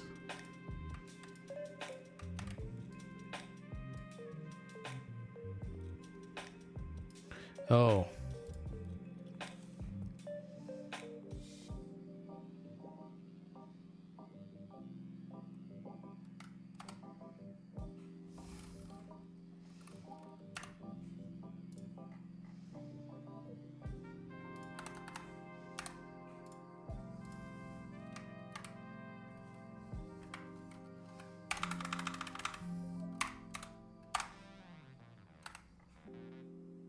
Ah.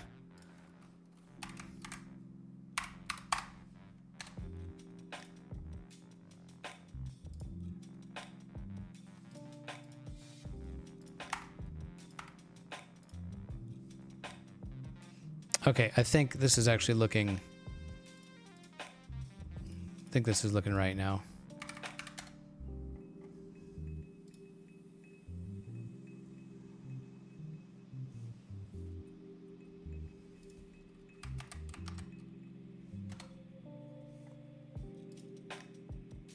Yeah. Yeah, that was it.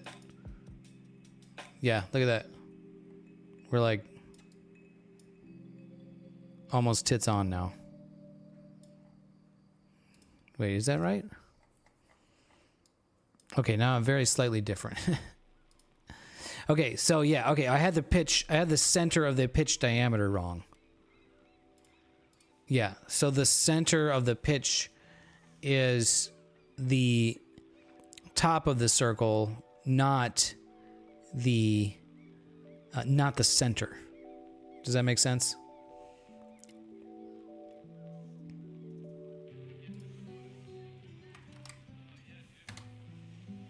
So now mine actually looks like it's cut a bit deeper though.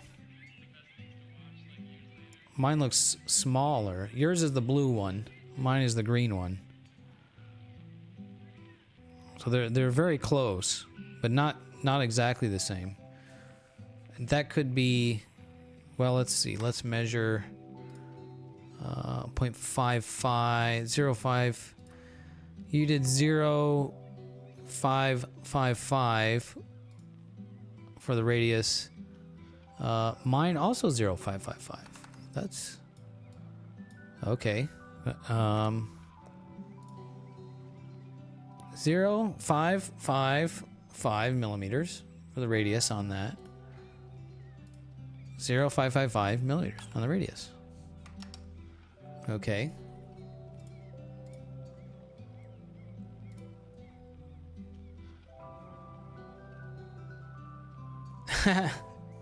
Yeah, no, I feel you. No, it's like yeah, like just trying to make my values agree with the values that you generated from, right? And you know, I'm kind of assuming that the guy that did the calculations in the generator did it correctly, but that's not necessarily a good assumption because it's just some guy on the internet. And I'm also just some guy on the internet. But that guy did a lot more math than I did. So I'm kind of tend to believe, that. But also it shouldn't be that complicated, I don't think. But yeah. Yeah, you've built it and it worked, right? So that's, I mean, that's like the ultimate test. And the one that I had designed doesn't work. So now we're just trying to figure out where we have some discrepancies. Where are these discrepancies coming from? This could be my cutouts. There's a video of how to make a GT2 pulley. Okay, yeah. Be interested to check that out as well.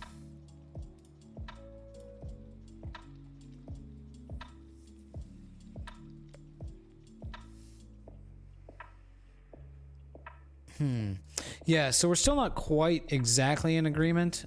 I think, you know, at this point it's much closer to agreeing, and yeah,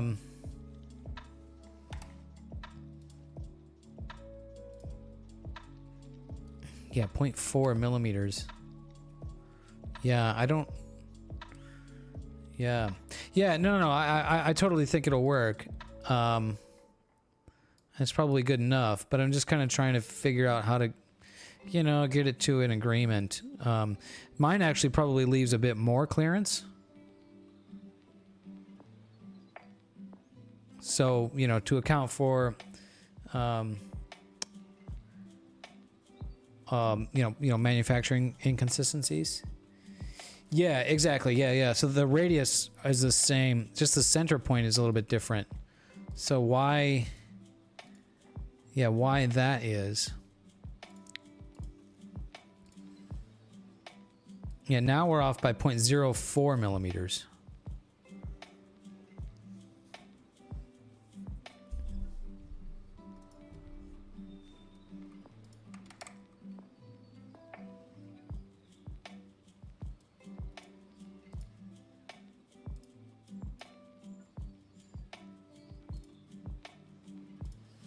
Unless I'm not right about where the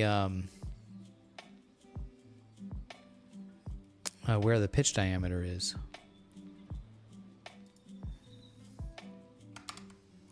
And I don't think I have any of this documentation, doesn't tell me.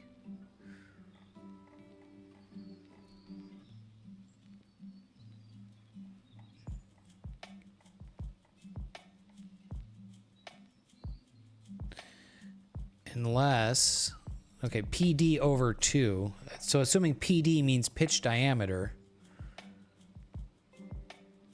and that would be a radius. So PD over 2 would be the radius. That's what that's showing. Yeah, I guess what I don't know is if, you know, that arc, right, really continues around, or if that's still offset a little bit. From the OD to the widest part is 1.38 millimeters. Thank you, Star Traveler. What's up, brother? How you doing? Do you like the new cam setup? Oh, it's a little overexposed there. Look, I can adjust the aperture on the fly. Manual aperture. How do you like that? Also, look, you have Space Mouse cam now. Look at that. A luxury. We'll work on the backdrop and stuff, but we're trying a new camera situation here today. Then we'll need to do new lights and stuff, but and this battery is like holding out here. It just went to sleep mode on me. But how long have we been streaming for now? 2 hours, and this battery wasn't fully charged when I started, so that's pretty good.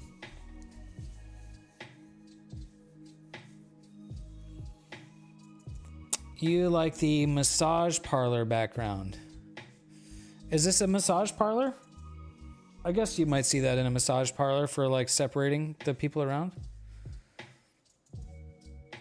No, I'm using my Panasonic Lumix GH4 mirrorless DSLR camera. That's how we can get shallow depth of field and just better image quality overall. I can get the Space Mouse in focus.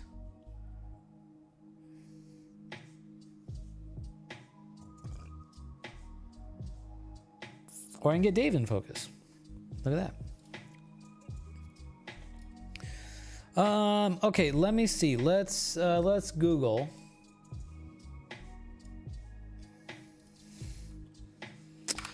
pitch diameter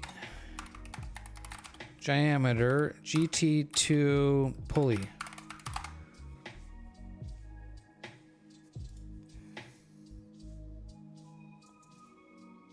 Aha.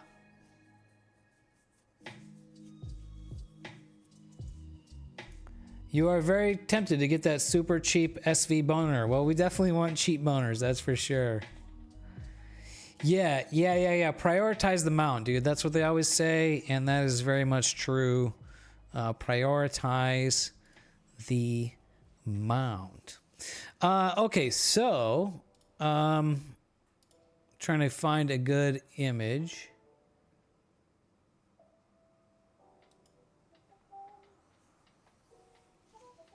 Canon EOS R5 MK2 looks the bee's knees. I bet.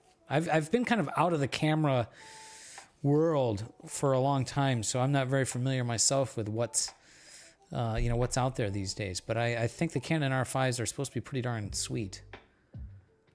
Save a peach tree. Oh man. Well, that sounds I don't know, tricky. Oh man. Well, good luck, Star Traveler. Yeah, I think the price for the dollar per value bit on SV Boner is there. Like, it's not it's definitely not the best stuff, but you get what you pay for. All right, so check out this image. I Google searching, and so the pitch diameter goes out to the belt pitch line, right? So belt pitch line, I'm guessing PLD. That's what that line is. Tricky is putting it mildly. Yeah. Well, we're dealing with some tricky shit here, but I would much rather deal with this tricky shit than with the tricky shit you're dealing with. And my camera battery is about to die, and my bladder is about to pop. So let me go take a piss, and I'll come back. We'll figure the rest of this out. Good luck, Star Traveler. I'll hit the BRB button.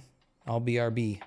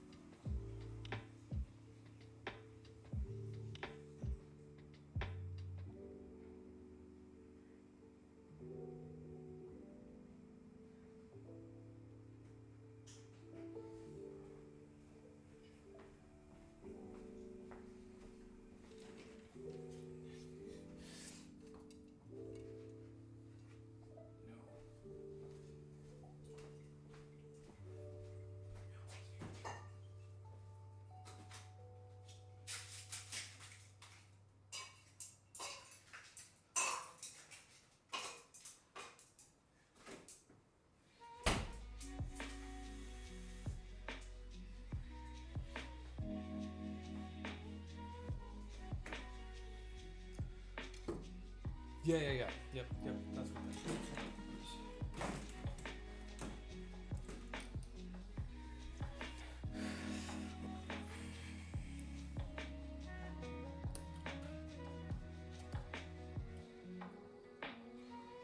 Oh, come on.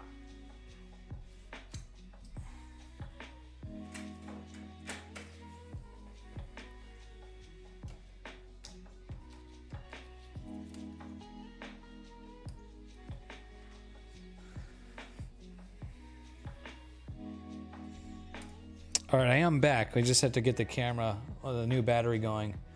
Hey, what's up, Caitlin from Germany? Yes, hello, welcome. How are things?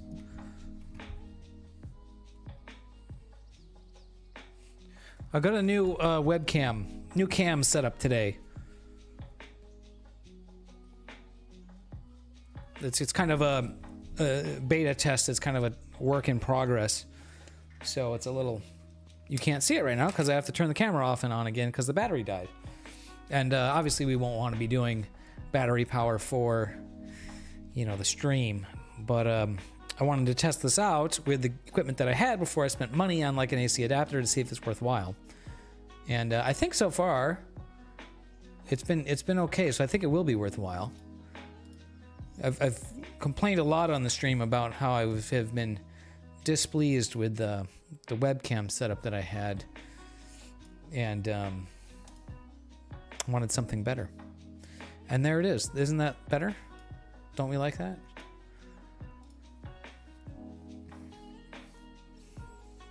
Not sure if I 100% like the vertical view or not. Yeah, I think I'd like the vertical view. We'll work on the backdrop and stuff. It really needs to be taller, or I need to raise the camera up. I don't know. It's a work in progress. Lots of work. Yeah, I feel you. I feel you.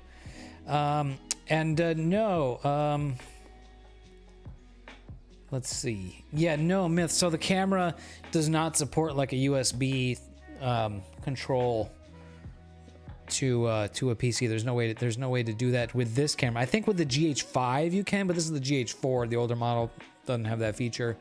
So this one, yeah. So this is connected via Wi-Fi, but then it still needs power. So, and yeah, belt pitch line is the number 3. That's what, yeah, that we were looking at on there. So we can figure, yeah. So we can figure that out now. I think we can get that good. Yeah. Yeah. But, you know, so far it's been working. It's been working fine. It hasn't froze.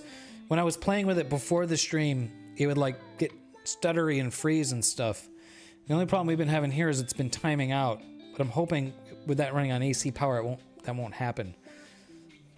And we did change that setting, but I don't know. Maybe it didn't take. But anyways, okay. So PLD is 0.254.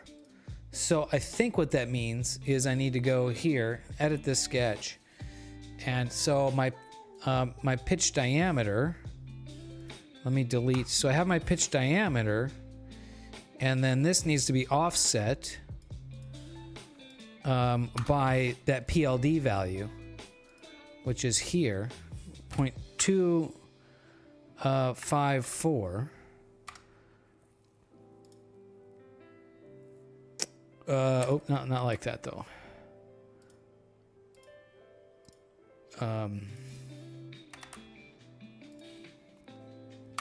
We go dimension that to that, and we need to change whatever we give a value. We change that to minimum and 0.254. And then this needs to be, I think that'll actually still be okay.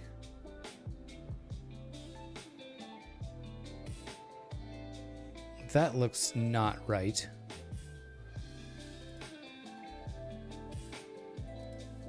Test print works from the one that you had generated, Chegg? So the green, did you use those dimensions on screen now? I don't know which. Cool. Yeah. Thank you, Caitlin. Yeah, that thing is working out. That thing is working out great.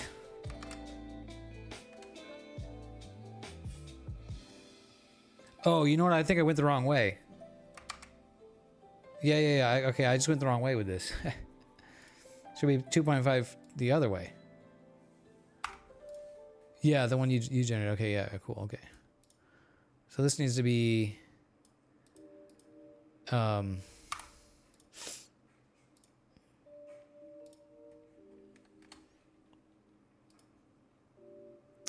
minimum.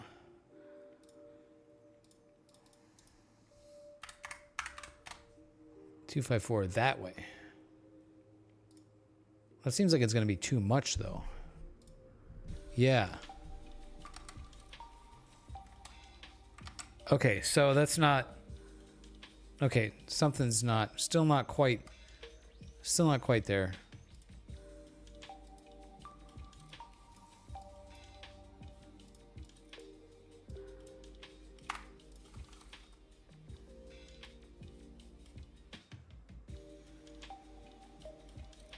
Boy, it really gets like...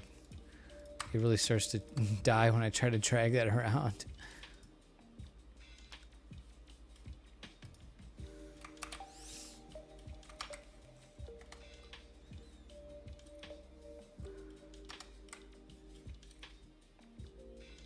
Yeah, it's not off by that much.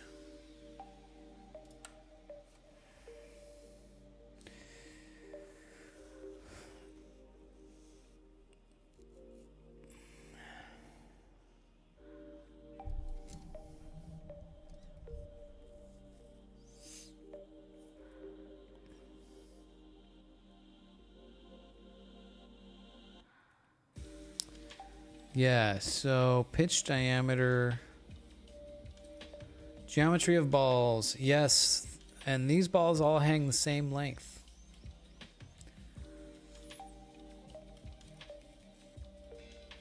So yeah, okay, so timing belt pitch line.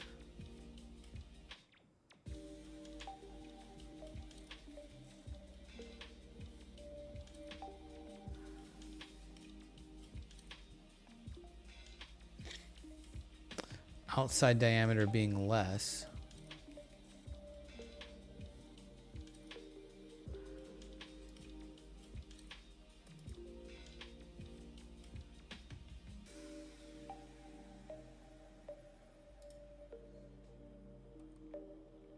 Oh, here we have a table.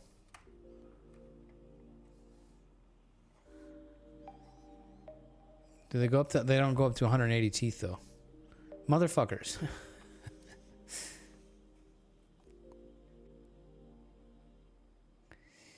Yeah, I don't. So, I mean, it's well. I mean, it's still a printer issue because it's a printer issue on my end because I wasn't getting anything anywhere close, and not because of the geometry. Like I'm not even getting anything.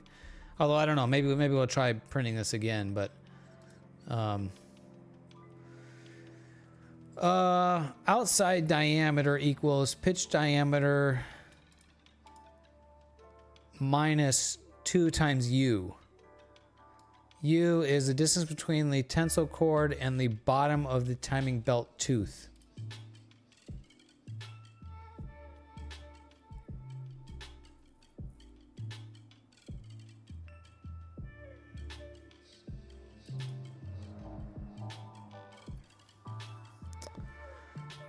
Distance between the tensile cord and the bottom of the timing belt tooth. So that should be this PLD. So 0.25. So according to this guy, outside diameter is the pitch diameter, which we determined from ChatGPT.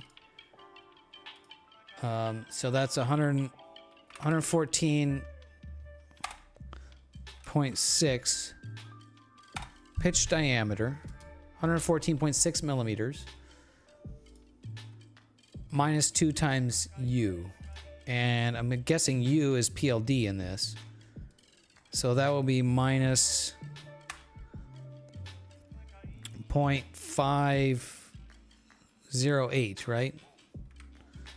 508. 2 times... Hold on, we can do that.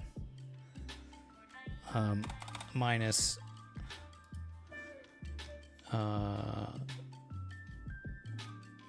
oh, no. 114.6 minus 2 times 0.254. Oh, I hit it. Yeah, 0.58. No, 0.508. 114.6 minus 0.508. 114.92. So let's go here. And let's draw, so the outside diameter, 114.092. Whoops. That should be in millimeters. Oh, fuck. I had this thing in inches, so then I was measuring these differences in dimensions. Yeah, okay, so it does look like, okay, so the blue one agrees with that math.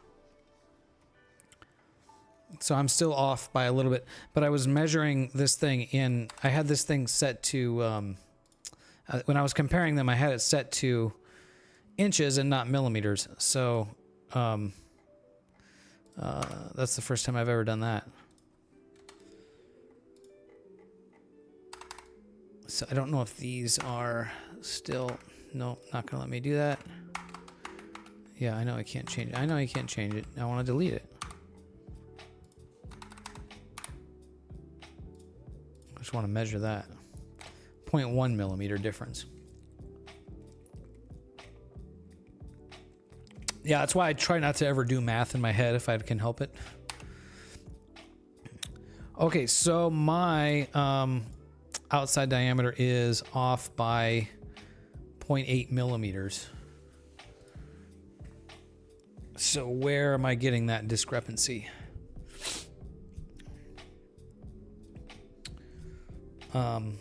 Yeah, what I have will work. You know, I just want to be able to know that I know how to do this correctly.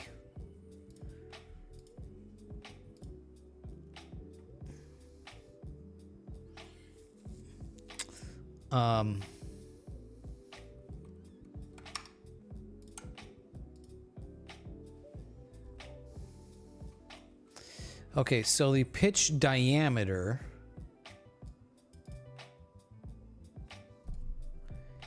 timing belt pulley outside diameter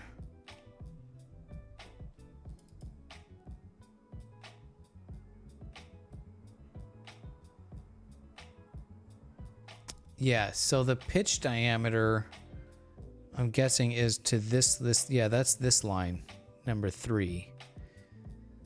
So, yeah, so where is the center of our circle in relation to that line? I don't know that we have.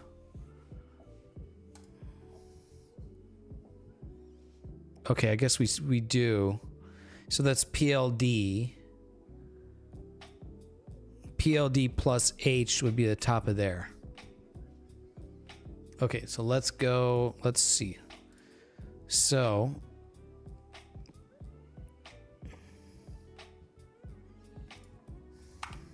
gonna delete that.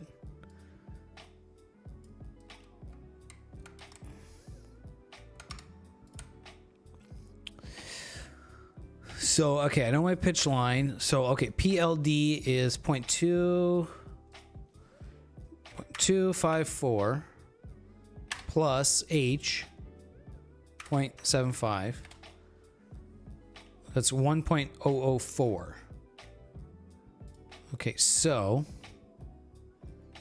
this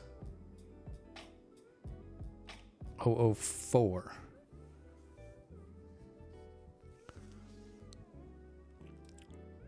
So that should mean this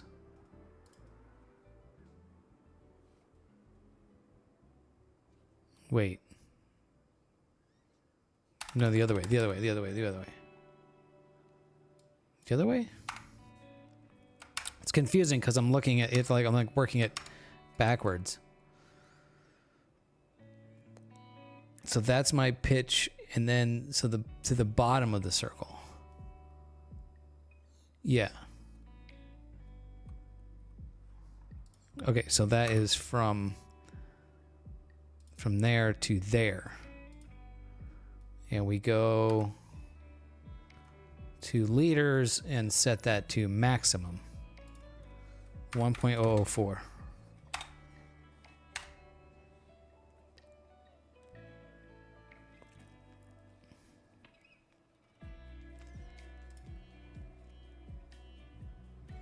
So let's see if that...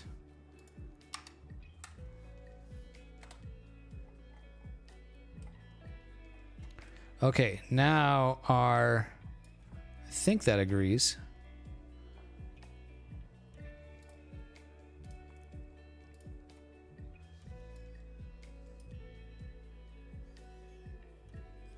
Get a section view to see this other side here. Yeah, okay. So now the troughs agree. And yeah, so my outside diameter is not yeah, so now just my outside diameter is not right. And that is yeah, I think we're almost there.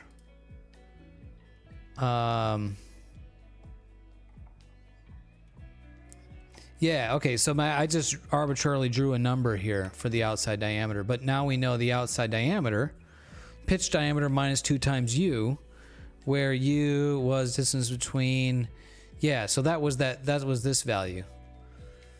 I'm gonna have to go back and watch this stream so I can figure out how to do this again. 2 times the pitch.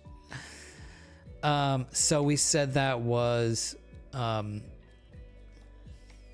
pitch diameter minus 114.6 minus 2 times u, which according to this table is 0.254. 114.09. 114.092.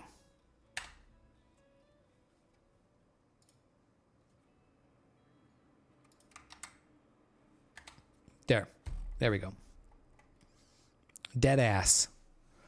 Dead ass. We got it. We got it.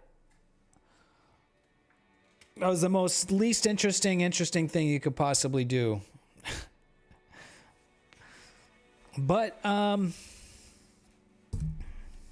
they agree. And that's what we needed to get.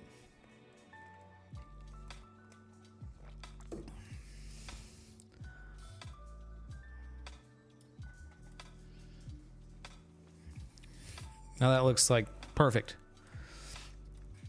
So the next task, which I don't want to do right now, but the next task really is to take this SolidWorks document and write the SolidWorks equations so that this thing will generate inside of SolidWorks and do that correctly. Very nice. So, but we don't need to do that for now. Huzzah, indeed. Cool. Okay. Well, the other thing then is the printing issue. I guess I can try and print one. I'll try it on a different material. Let me fire up the printer. I'll BRB. You guys talk amongst yourselves.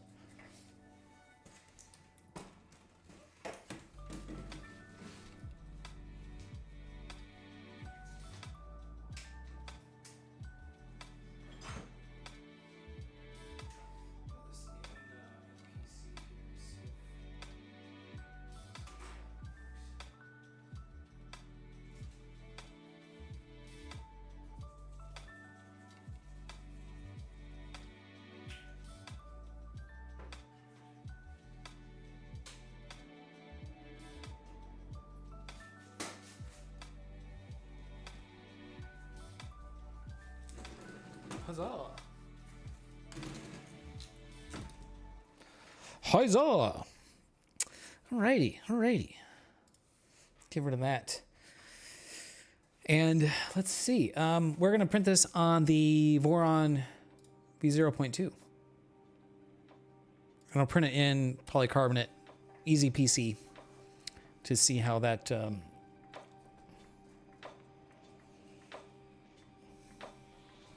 Just kind of see how that goes. Get that focus a little better. Get that focus. Chegg the Meg, thank you for the subscription, man. Appreciate you. And appreciate your help.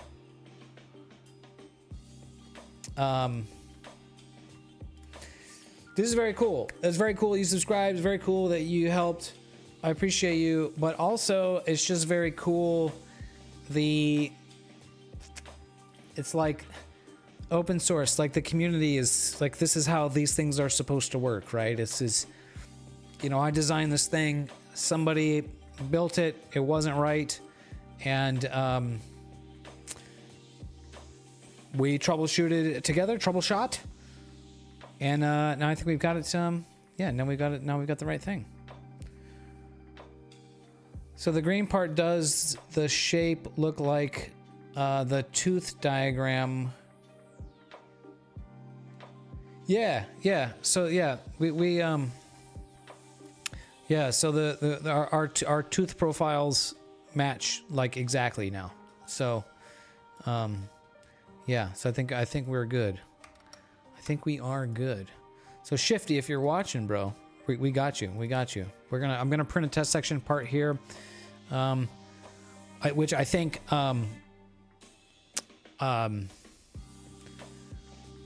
may not work, but in this case, at least we know that the CAD is right, the design is right. Now we have to figure out how to manufacture it correctly. Yeah. All right, let's see. Let's save this as a copy. And I'm gonna save this as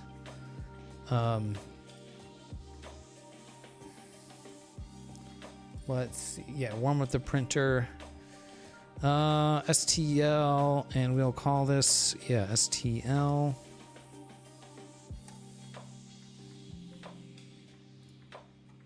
Selected bodies. We have two parts that we'll need. We'll need to update all the drawings and stuff. But we can do that. We'll cross that bridge when we get there. STL. Load this up in Perusa Slicer. Check what 3D printer you have, or printers.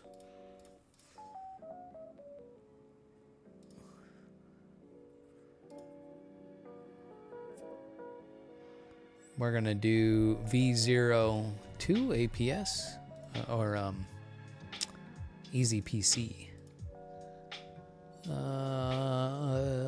Just regular Easy PC. Oh, cool. The K1, yeah. Oh, really? You upgraded the steppers in that thing, huh? I had a K1 at a job that I worked at. It was decent. It was pretty great. Honestly, I liked it. It was definitely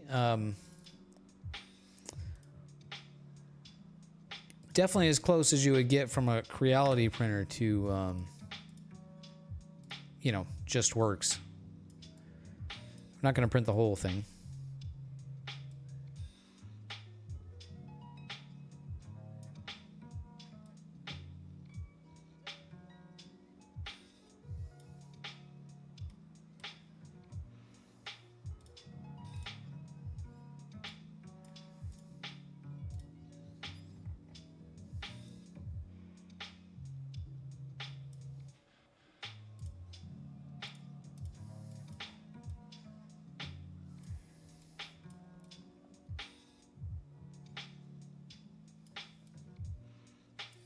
Ah, well, that is, yeah, Creality kind of stuff in general. All right, so we wanted to try also printing external perimeters first.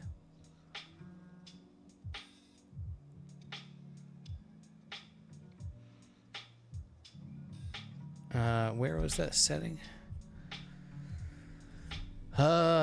Where's that setting? Oh, camera's freezing now. It was working really good, wasn't it? Now it's...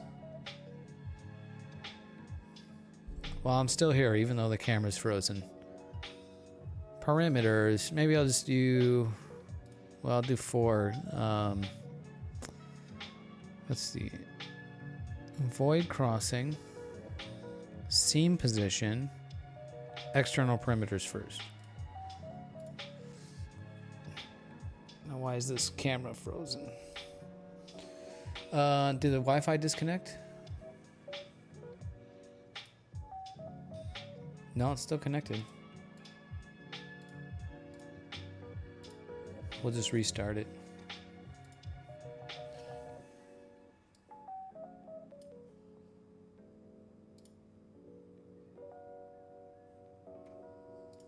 Oh, huh. Well, that's the, yeah, that's lame. I think when that happens, I have to, like, maybe I can just disconnect and reconnect it from Wi-Fi? Connect automatically. Maybe it will not even connect. I'm still here, fellas. I'm still here. Don't worry.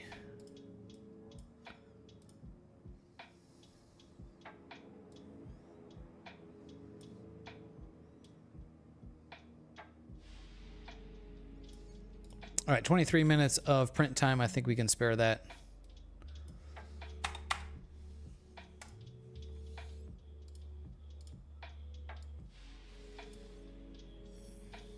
This is the second stream that we've worked on this thing now. But that's okay. All right, what's going on with the camera now? Can we get the camera to work? It says I'm connected. Connected to Wi-Fi. Live view. There it goes. Yeah, you just have to restart it. Well, that's pretty annoying, but hopefully that doesn't happen too often. It's only happened really once the stream so far. So.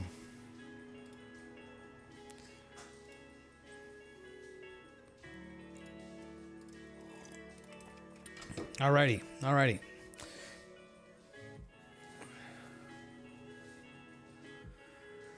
Put a negative void cylinder.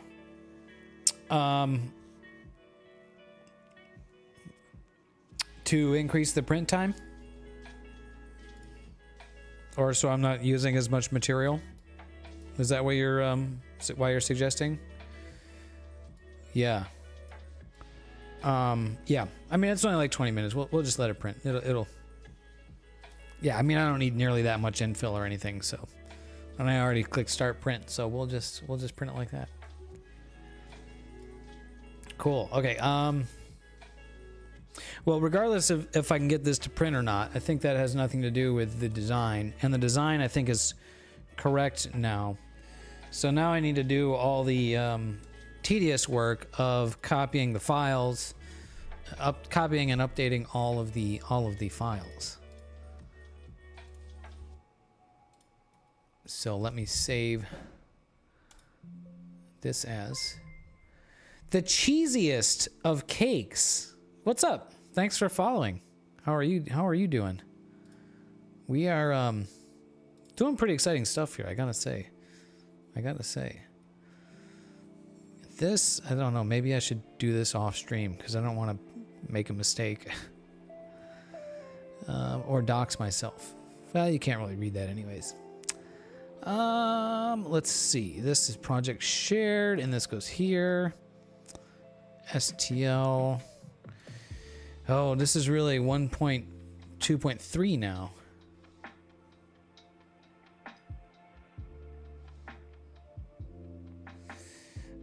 What is it exactly? Yeah, I'll give you a yeah, I'll organize these files later. I kind of got to do more than what I thought I had to do on that.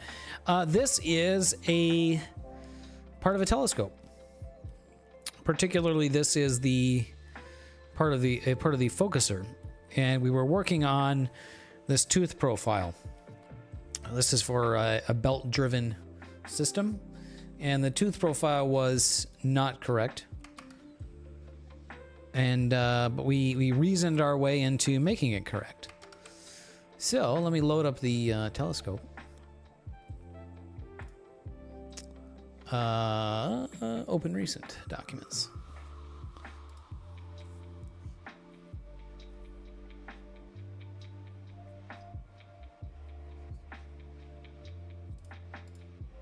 So this is the telescope that we designed on the stream. This is the DBS 114, specifically for astrophotography telescope. And this is the version that does not have a focuser. But we were working on the belt-driven focuser, which is what you see here, that yellow and green part. Yellow and those yellow and green parts down there. So I haven't actually built this version of the telescope. I've only built the other version, really, 2 other versions of it. But one of our guys in the Discord has built one, and it's having issues with this one part. And I realized that it was partially it was not designed correctly, so we fixed it. Chegg, starting to work on second axis on your tracker. Oh, very cool. Very, very cool. Are you going to do the same thing with belt driven for the other axis? I got to pop up and take a look at the printer real quick.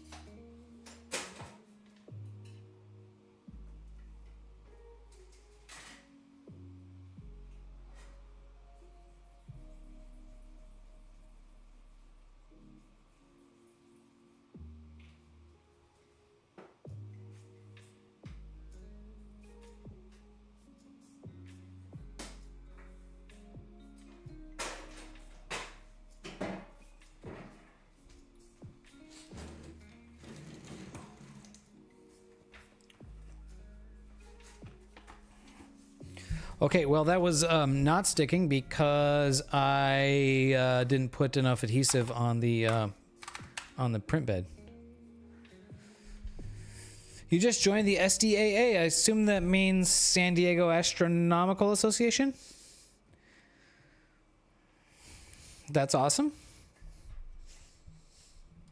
Looking forward to hearing about how that works out. Warm that up. What's the difference between imaging with versus without the focuser? Imaging without a focuser would be extremely difficult. No, you don't image without the focuser. The design without a focuser means you would buy a pre-built commercial off-the-shelf focuser and put it on there. That's what the screws are there for. So that's the one that I'm currently using. And probably gives you the best results, but this gives you, it's something that you can 3D print. So it's, a little more work to build, but should be more affordable.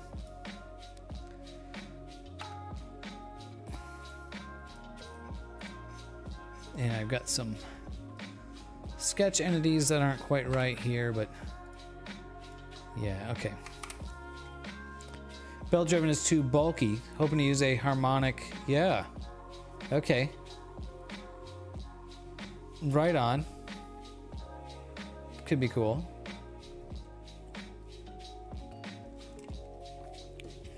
Ah, okay. So you can have 2 little drives instead of the one big one. That could be fun. This is Chegg's exploded view of his Astro tracker that he built. Pretty neato. Pretty simple too. I mean, not a lot not a lot of parts. Small part count. That's very cool.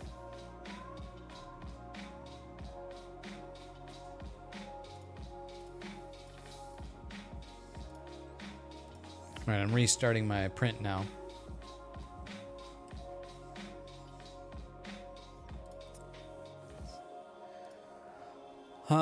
Okay, let's see. That is starting. And so I think what I should do, yeah, I want to get this like finished, which would mean updating all these parts and the documentation, which is not really much documentation to do, but I do have to yeah, update version numbers and stuff. I've been doing like a revision number like every time I make a little change to this thing, which is maybe a bit excessive rather than like bundling bunches of changes together. But, you know, I don't want to lose track. So I think that's the best way that I have to do it.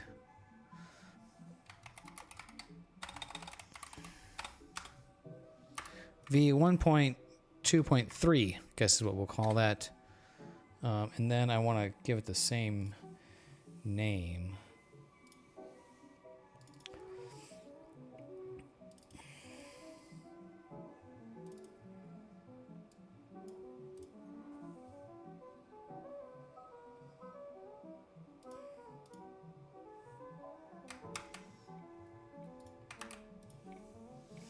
And the other documents I can just copy over because they're not there. They haven't changed. 0.3. Do not resolve them.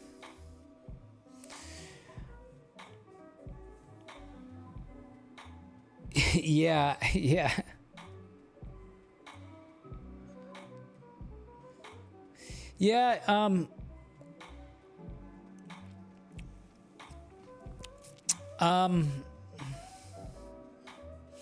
Yeah, I know what you mean, Chegg. You see a really long bomb, and it's intimidating to work on a project like that, or it's difficult to source parts because there's so many parts or to keep track of.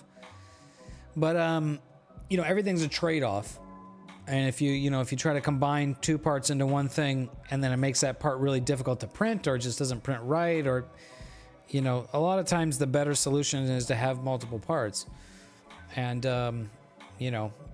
I would get fired from an Elon Musk company for saying that, but also we probably shouldn't go there.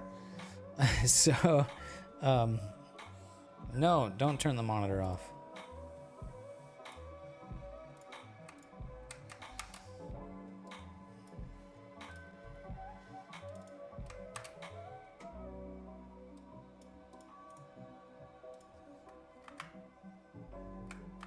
Yeah, I will oftentimes just break for 3D printed parts, you know, if there's features that have to overhang or need different print orientations, it's just best to split them up into multiple parts.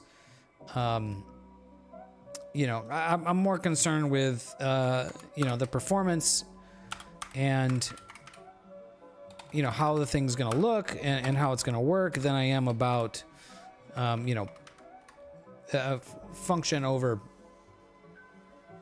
documentation, I guess. I've seen some interesting designs. I don't know if you shared it, but somebody shared a very interesting design that I would also be quite interested to check out.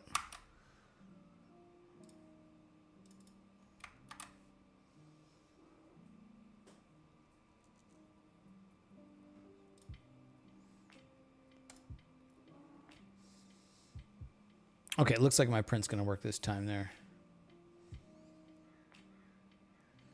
Yeah, I mean, that's cool. You know, I think with things like bearings, with some hardware stuff, I mean, it's nice to be able to, you know, print more of the design. That's kind of like a fun novelty and you know, maybe cost savings measure. But with things like bearings, I mean, if it's hardware that you can just buy, I mean, I suppose you could make that argument you know, for anything, because you could just buy an astro tracker, you could just buy a telescope, so why bother, you know, building a telescope, right? And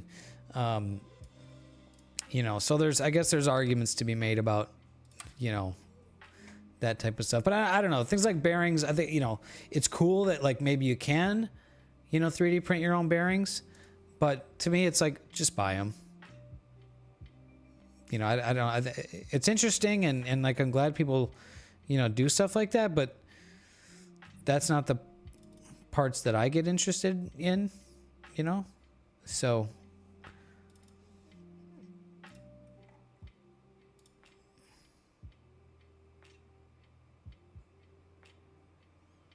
oh, wait, is this 120 teeth?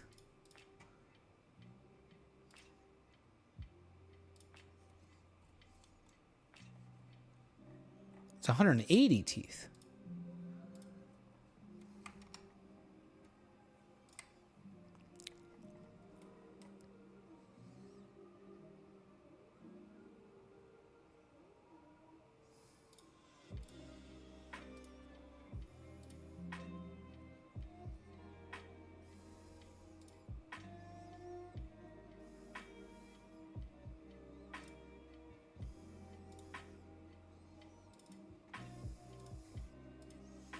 Yeah, why do I have 120? That should say 180 teeth.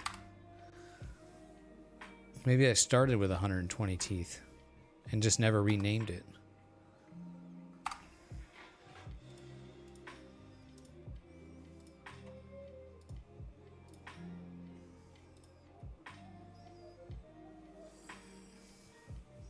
That could be.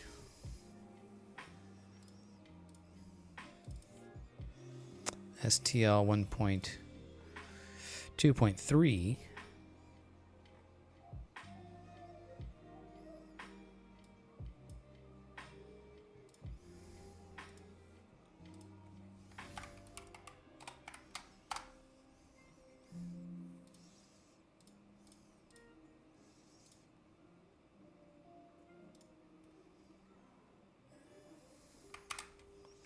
Save that.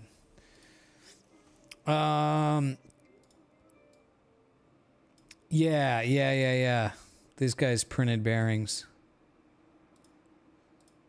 I didn't watch that too closely. I just kind of skimmed this video. But, I mean, it does look like they work pretty well. I gotta hand it to them. It's impressive.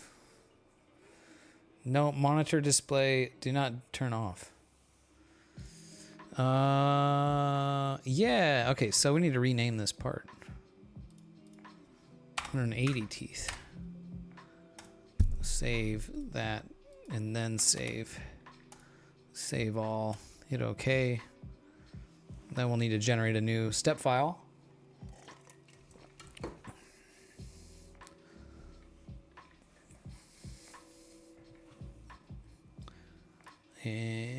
Because I renamed that part, so I will save that as a. See you, brother. Thank you for being here, and thanks so much for your help and the subscription. I appreciate you, and looking forward to what you end up doing with your tracker project. I don't know. Maybe I'm kind of in between projects right now myself, so maybe I need to investigate 3D printed bearings as well. So I don't know. Might be fun. Peace. Okay, step 1, 2, 3. And this is a step file, and we'll just overwrite the,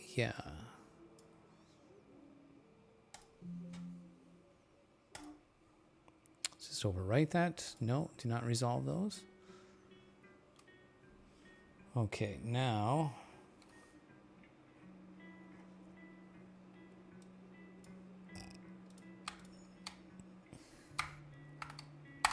Just delete those old ones.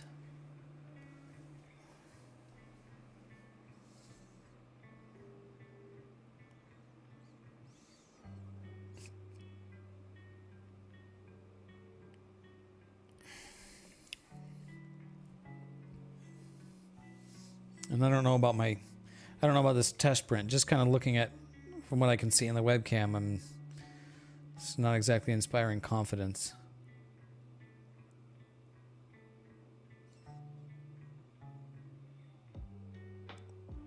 I don't know. We'll see.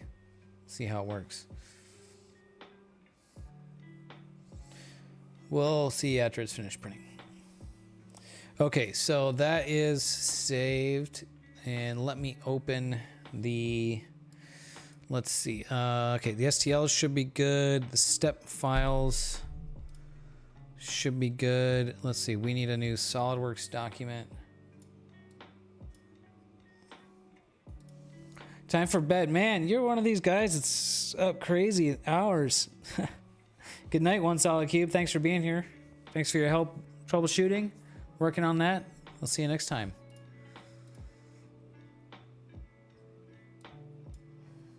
So we use the pack and go feature to copy all of the documents, all of the SolidWorks documents to a new directory, which is in my project shared folder.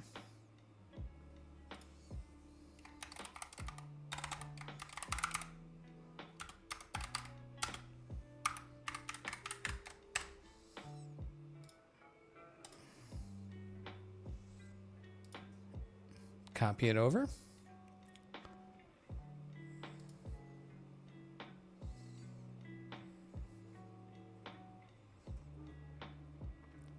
Getting close to 300 followers on Twitch. That's really awesome. Thank you. Thanks you guys for the support. Very cool. All right, that's saved out. So, let's see. It did new.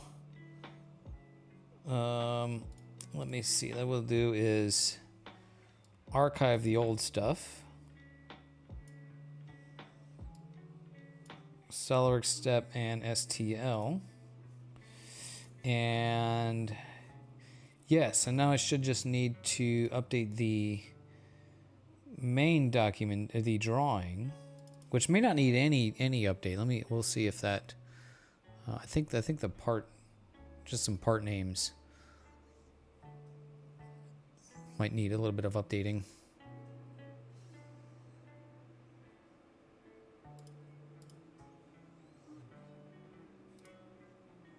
We'll see if this is able to... Oh, we'll need to change the revision on the assembly.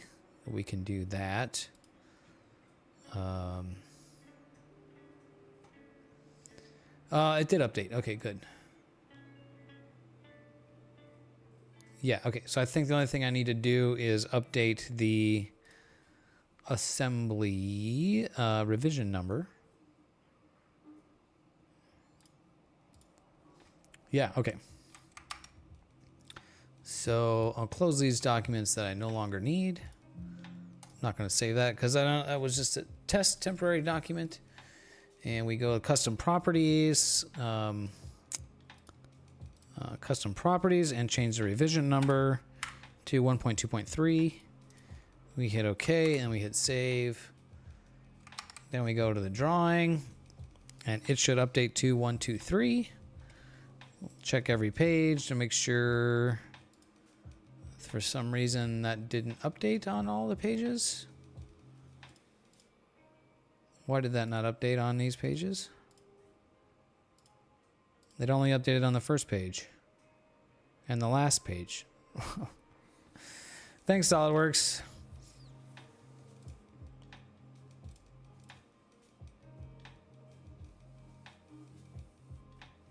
Oh, got it. You're asking if it's time for bed. Cool. Yeah, okay, so we have another 17 minutes on the print.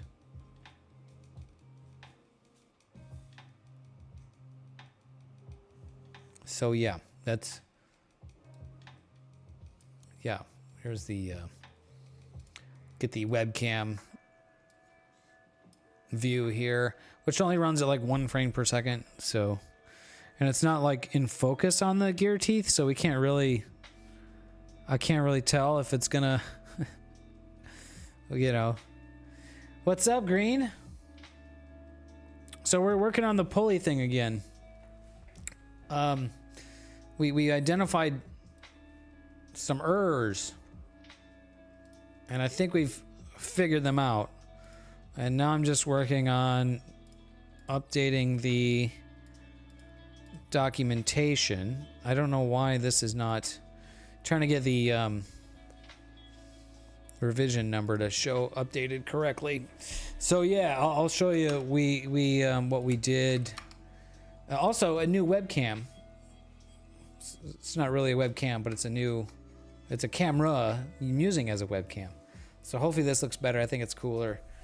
I still need to kind of work on the layout and lighting and stuff, but you know, making progress. So mainly we are working on the belt driven focuser. The pulley teeth were not quite right. On the last stream, we were focused on trying to get them to print, and I was not able to get them to print. But then one of our guys, Shifty,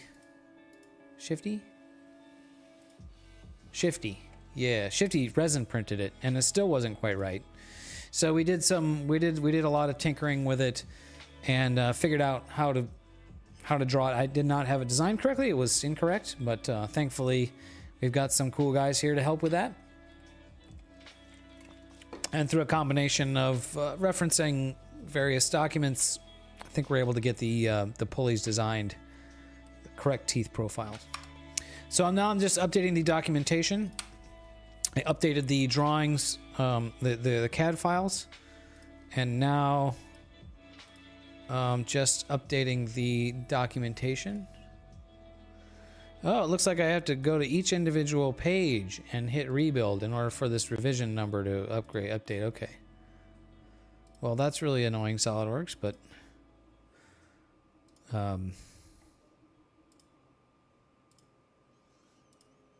yeah, good. Okay. So, good. All right, that is good. We'll save that. We'll export that as a PDF, and then we'll upload new documents to the internet so that everyone can have the latest and greatest.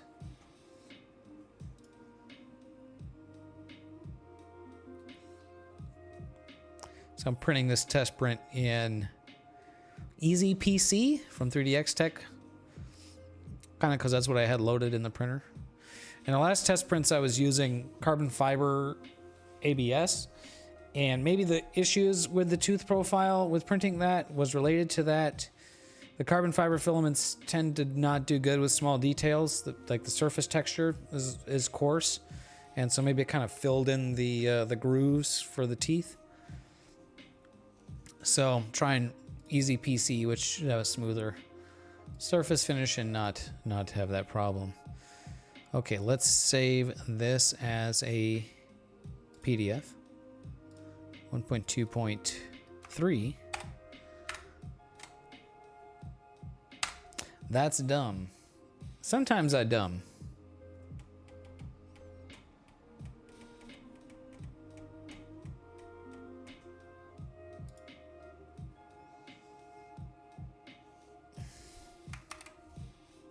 Oh, camera went to sleep mode again.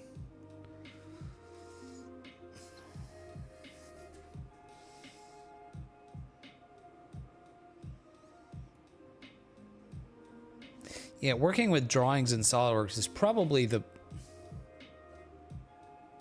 I don't know, the worst part, the worst thing. It takes forever to save. It's still trying to save this drawing. There it goes, finally. Have a good dog park, man. Thanks, brother. Appreciate you being here. Have a nice, looks like it's probably a lovely day. I should probably go outside today too before the sun goes down. I went outside earlier. I should go outside more. But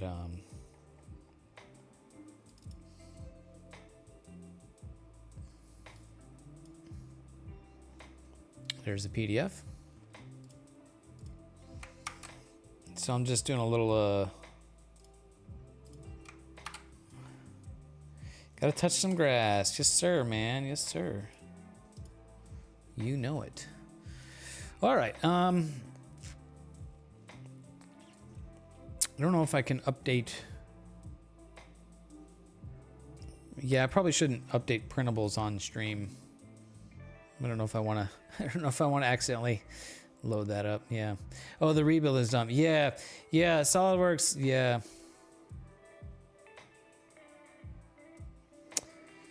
Carbon fiber wear on the belt quicker too. Yeah, but that's not a concern with the focuser because it's not like it's running continuously, right? It's gonna like run like this and then that's it, right? It's like a little bit. It's, I mean, if it was like a motor that's running, then yeah, but it's not. It's like moving like this, right? So, yeah. You got bit by a damn stray dog. Oh man. On your dominant hand. Did you get like rabies shots? That sounds horrific. Uh-oh. Uh-oh. Well, you know, we'll think a good thought for your peach tree, Star Traveler. We're printing another test part, and this will be done shortly. We'll give it a try, see how it works. Ah, okay. You can just start over with it. Okay.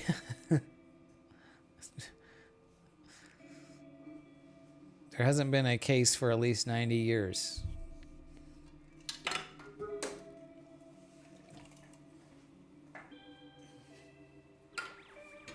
Well, I've heard some shit. I mean, anybody who's been on Reddit has read the horror stories about rabies. And it sounds pretty horrific. Maybe I should go camera closer. And now you can't see the space mouse, but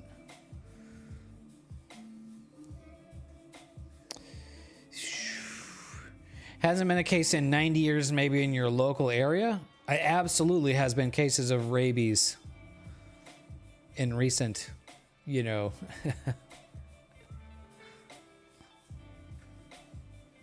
in, you know, some parts of the world. Maybe not transmitted from dogs or in your local area, but yeah, rabies sounds pretty horrific. Yeah, where you live. I think it's a whole series of shots too. It's not like just one immunization. Yeah, so maybe it's kind of a whole thing, but yeah. Rabies bad. Looks like the cam is struggling now. Did it just freeze again? Yeah, it froze again, didn't it? Well, we were doing good earlier.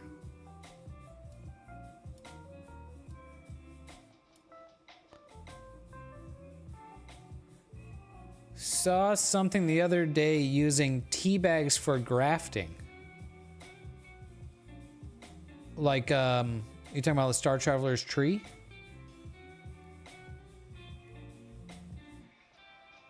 Rabies, 24 shots in your tummy. Yeah, I heard it's a series of shots. That doesn't sound very pleasant. It sounds significantly less, it sounds significantly more pleasant than dying of rabies, though. Dying of rabies sounds pretty horrific. If you've ever read the stories on Reddit about that. We could probably look it up and read some. No rabies in Australia?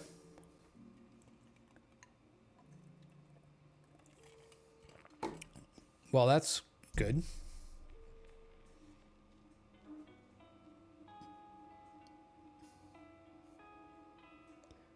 Okay, yeah, you've done some, yeah. Camera overheating? I don't think so. No, because the camera, when the feed starts to stutter, I have the screen on the camera right in front of me. So the camera itself is not stuttering. The camera itself is fine.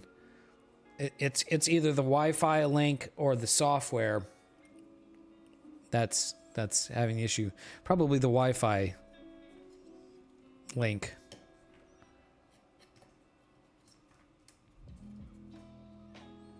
Yes, real life zombies. Yeah, that's the yeah, that's the analogy. What's up, Cat? You want a cat cam?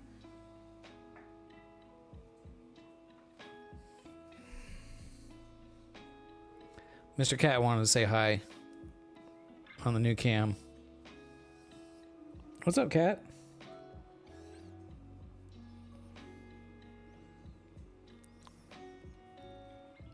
She's chilling.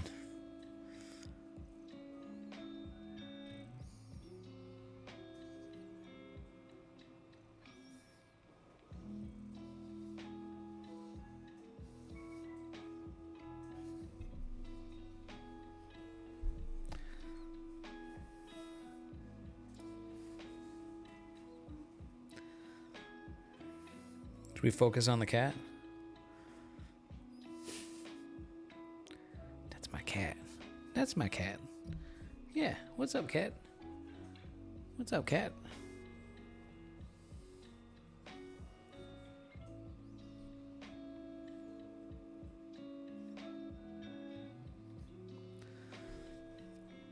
How much time we got left on this print here? 85%.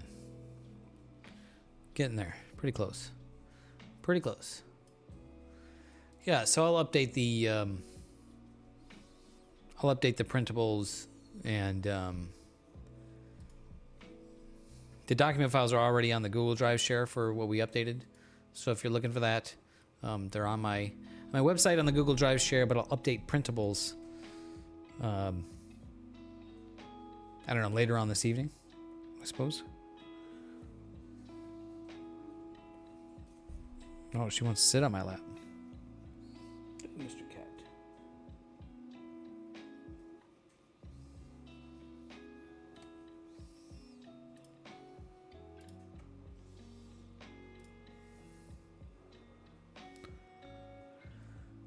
Oh, 89% done.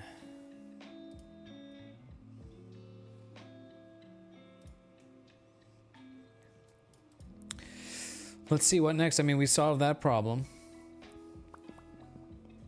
We could work on some astro photos. I mean, this print will be done pretty soon. I did kind of want to have a re-look at one of these images we processed the other day.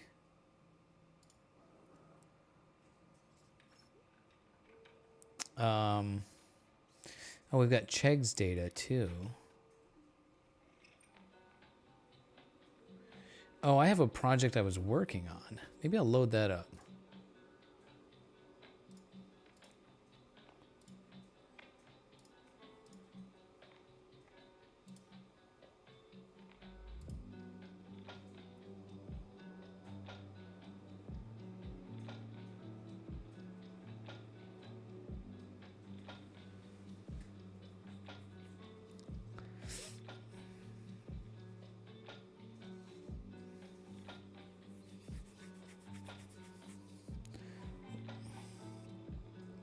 Let's see, where is this project here?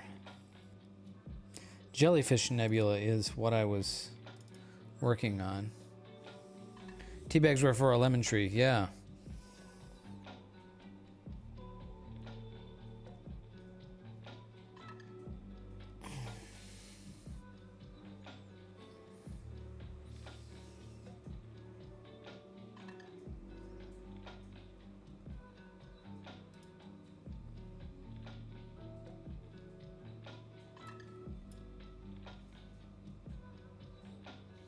Wow, interesting.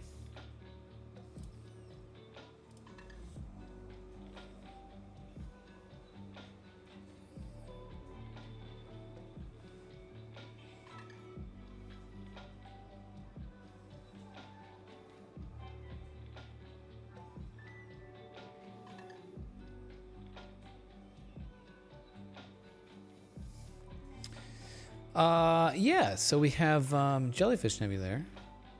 Tree slash plant grafting is super cool. I know nothing about this.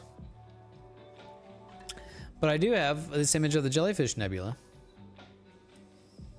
And where I left off on this one, yeah, I was clone stamping like crazy on here.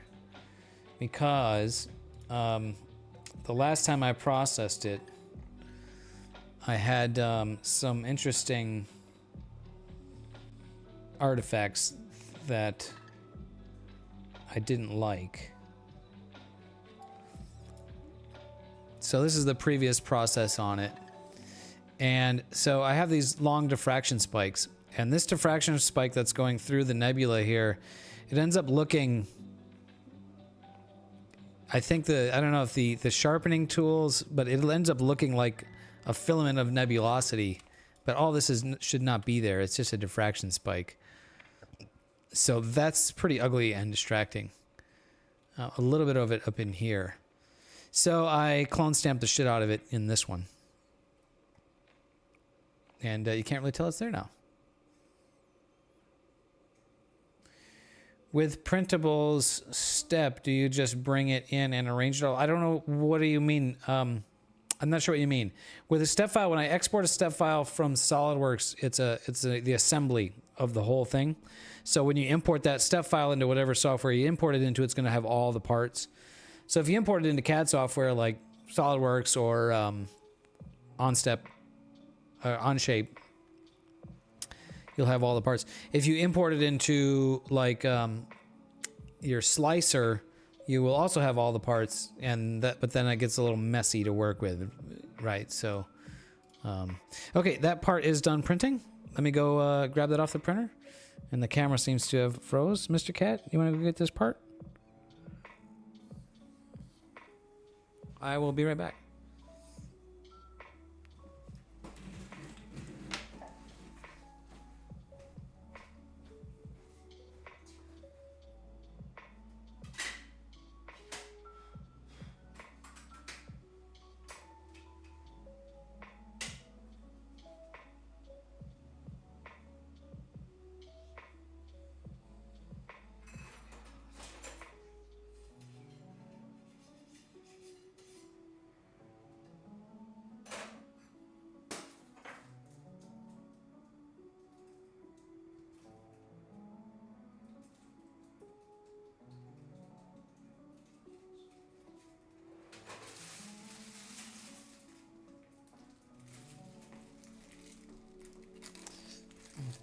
And huzzah, I think this will work. Camera's frozen. Dang, this thing was working good, man, for like, and then I changed the batteries, and then now it's not working good. Why is it not working? Oh, did it wake up? That's weird. I hit the record button on the camera and then it unfroze.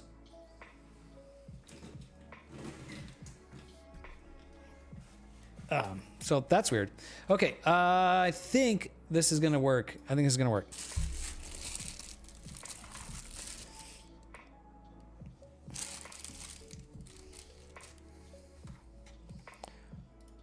So I think, whoops, that's not the one I want. I want this one. Now why is it froze there? Oh.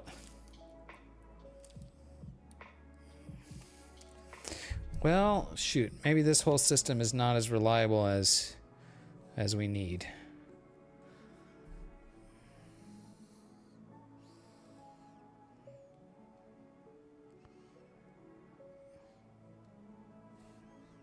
Okay, hit record and then it unfreezes for a moment.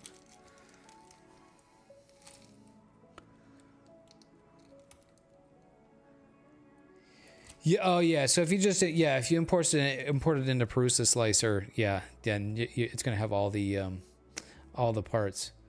But yeah. Can we start a studio quality camera for you?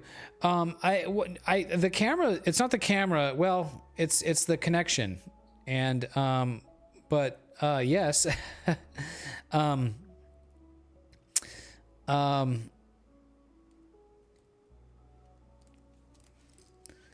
Yeah.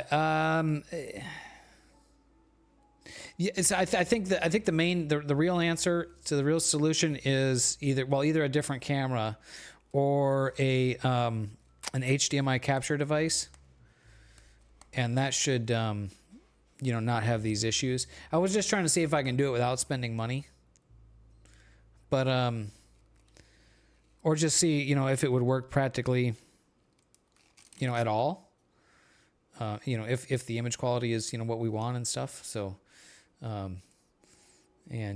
yeah, maybe just an HDMI capture device and a power adapter. Let's see. Sometimes this freezes when I change the exposure. There we go. But maybe not. So, yeah, it still looks...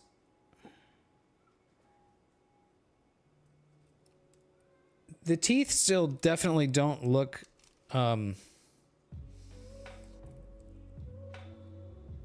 as correct as they should. It's really hard to see that because it's like black on black, right? You can't get it in focus. But if I put a belt on there, the belt does seem to grip it just fine. Like I'm pulling here and it does not feel like it wants to slip. So, you know, this thing going around this full diameter, I think would work great. Yeah, and so it's still not quite the perfect tooth shape, I don't think. I mean, I think the CAD is a perfect tooth shape. Tooth shape is just the print is not a perfect shape.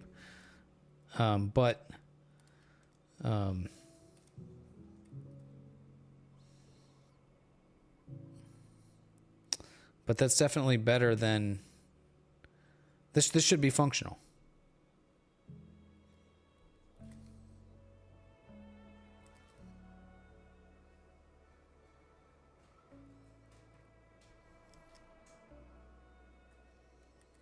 Ah, yeah. That's one approach. Yeah, oh man. Let me just restart this application again.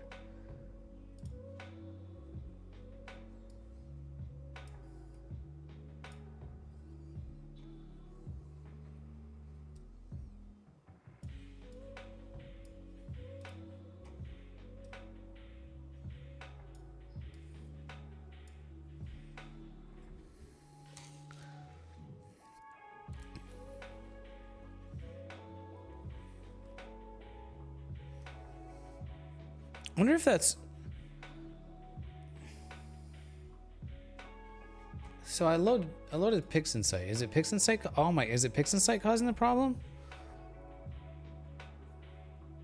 It's still kind of jumpy and stuttery, isn't it? Well, the pulley works. That's good news. That's good news. That's mainly what we wanted. Cool. I'm satisfied with that. Yeah, the belt could like maybe slip. I mean, it definitely can slip, but yeah, I wonder if it's going around, you know, the full size pulley, if it would slip. I think it'll be okay. I think it'll be all right. I could maybe adjust print parameters to, you know, get that to work, get the tooth shape to work even better. But I think I'm calling that done. I'm calling it good.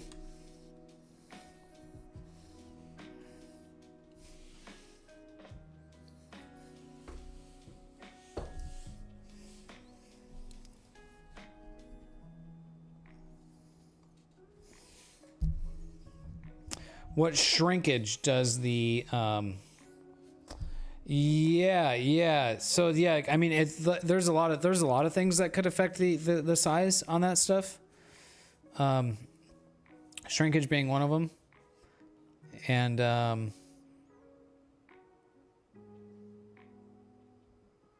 yeah. There's a lot of contact going on. So that's so weird that the camera. I'm gonna look at the settings on here again. I got this like really heavy piece of steel like base for the camera. So it's nice and steady on my desk. So it was like economy settings, but I can't adjust that well. It's live view mode. Take that down. Monitor display. Yeah, no, not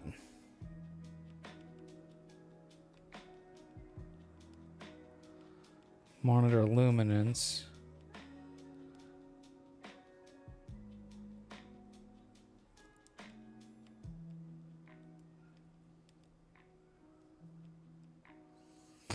Menu, let's see.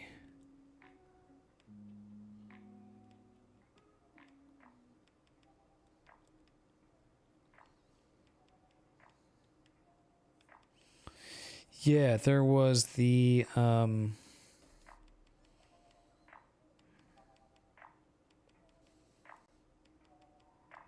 economy mode settings that we were messing with earlier on the camera that where were those settings?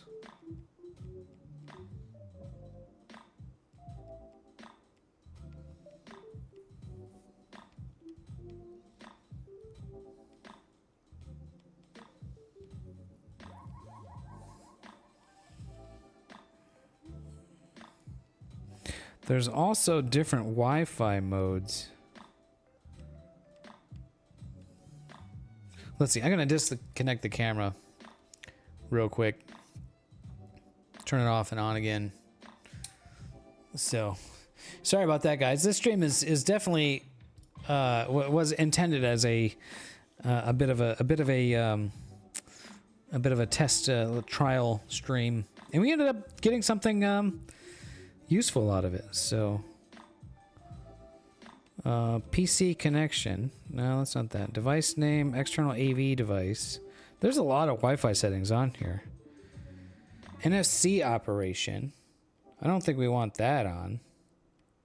Touch sharing, Wi-Fi password, network address, approval regulations, Wi-Fi function, new connection. So there's different types of connections.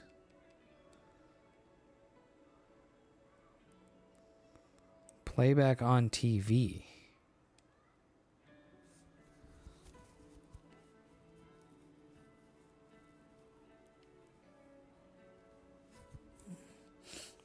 Remote shooting and imaging. Display. Change method.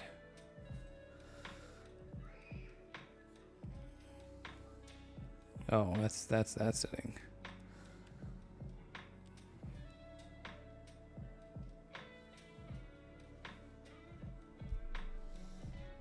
Oh, we got a cat on the lap again.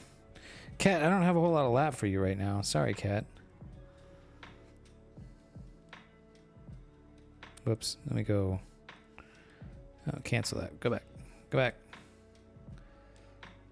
What if I do...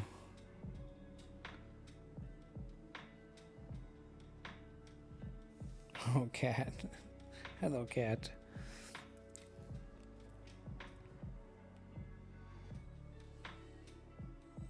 Yeah, that's probably not right. Yeah, we'll just reconnect it. We'll reconnect it here.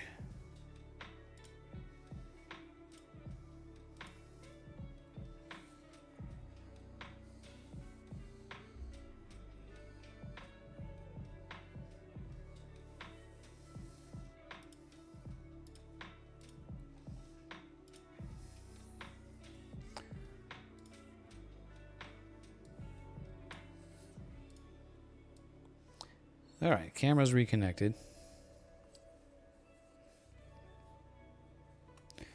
There's Dave.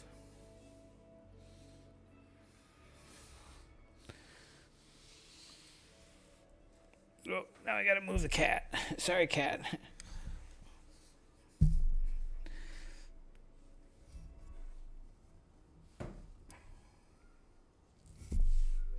All right, there we go. We're reconnected.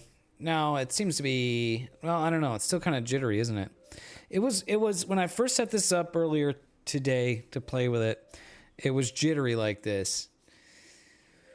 But the Wi-Fi antenna was on like the backside of my monitors. And I have this like wall of monitors, so I figured that was like causing some signal attenuation. Is that the word? And so I moved the antenna out to the front. So now the antenna is like right next to it. It's not exactly standing up, but yeah, so the antenna is right here. So I was thinking maybe it was like a Wi-Fi kind of dropping. Hello, cat.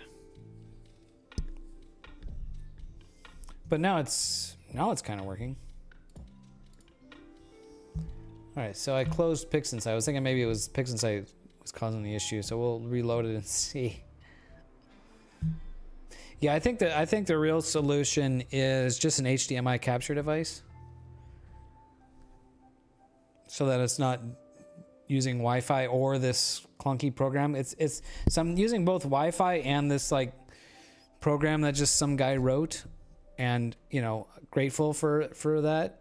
But it's yeah, maybe it's, you know, not the most reliable, and it's like old software too, so yeah, so yeah, maybe not ideal, but you know, it's a thing. Hey, cat. Cat needs attention now. It's that time. It's that time.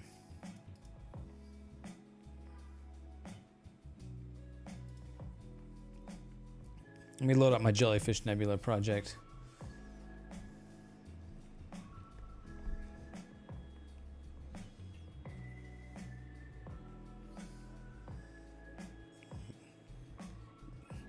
So the camera's stuttering while PixInsight is loading a document. That can kind of make sense, I guess. Which is definitely happening. Oh, cat. Sometimes you just need aggressive face scratches.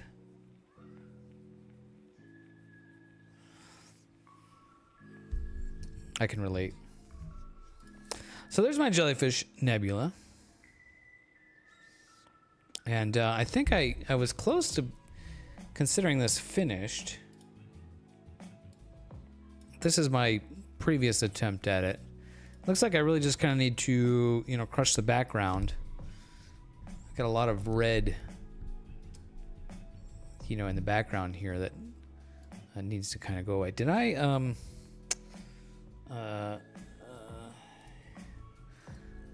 what did I do?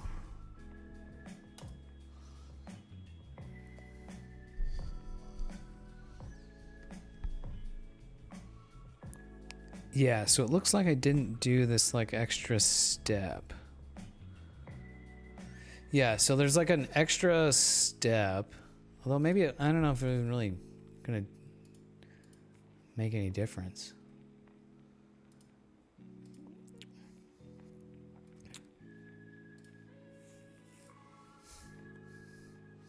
So the idea was to extract the luminance layer, then you sort of modify the luminance layer and then reapply it to bring out your the details in your main image. So to do that, I'll do like a curves transformation on here. Hello, cat. And I want to kind of crush the background a bit on the luminance layer, make everything else kind of bright. Really want to bring up the sort of the low midtones and the midtones.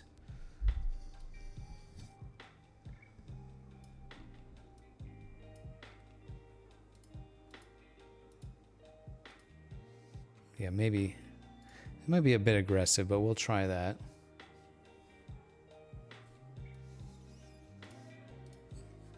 Okay, and then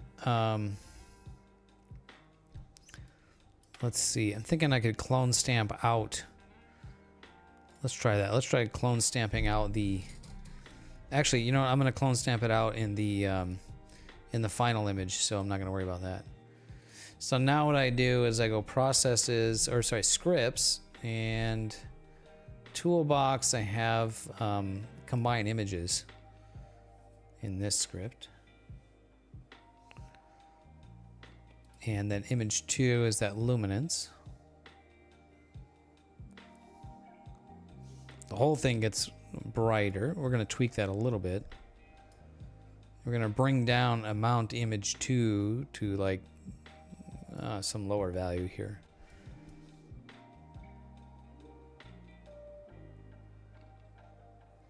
Oh, actually, before I do that, let's see. One of the things to do was apply some additional blur exterminator to this luminance. Do some additional sharpening.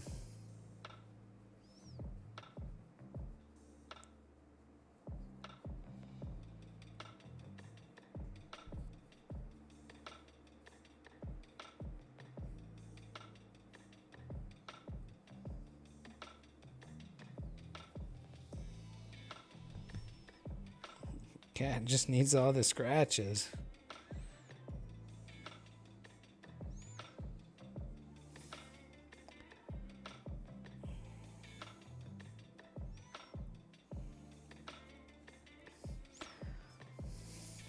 So that was probably too much.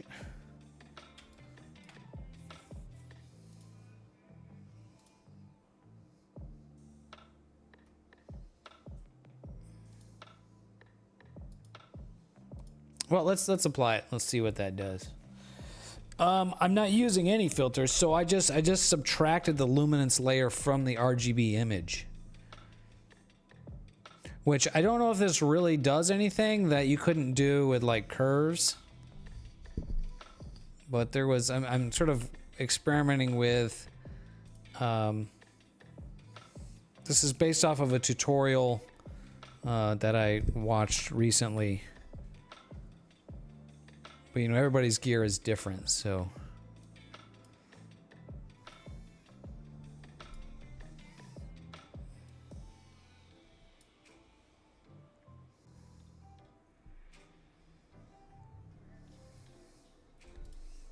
All right, let me apply that and we'll see what we think here. So that's yeah, that's what we got.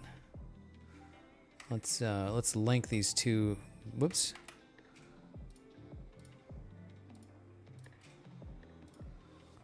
Hold control, and now these two are linked.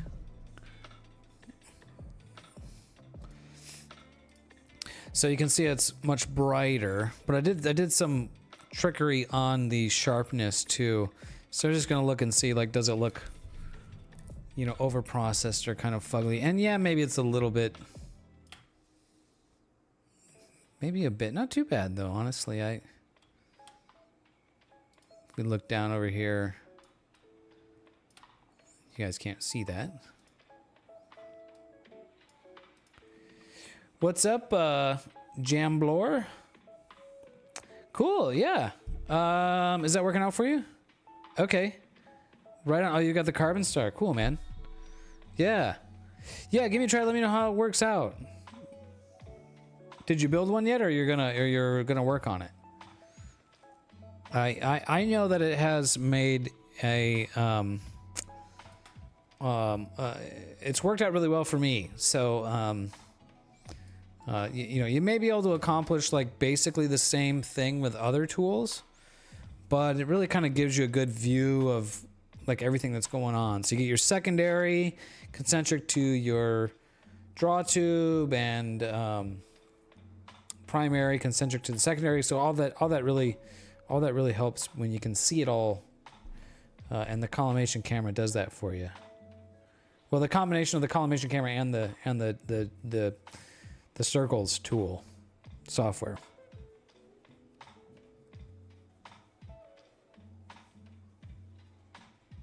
Sometimes this cat just needs scratches and pets, like it's, yes, like it's like she's never had it before. And I'm gonna have a mess of cat hair on me to clean up. Yes. Cat.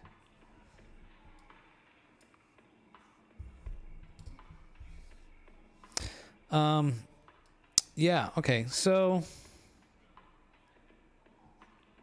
and then we would need to go back into here and into the curves on this image and darken the background. So I really don't know, yeah, if I end up with something that's even, yeah, kind of worthwhile with that extra step. Just kind of looks more heavily saturated. And maybe it kind of brings out some of these finer details, but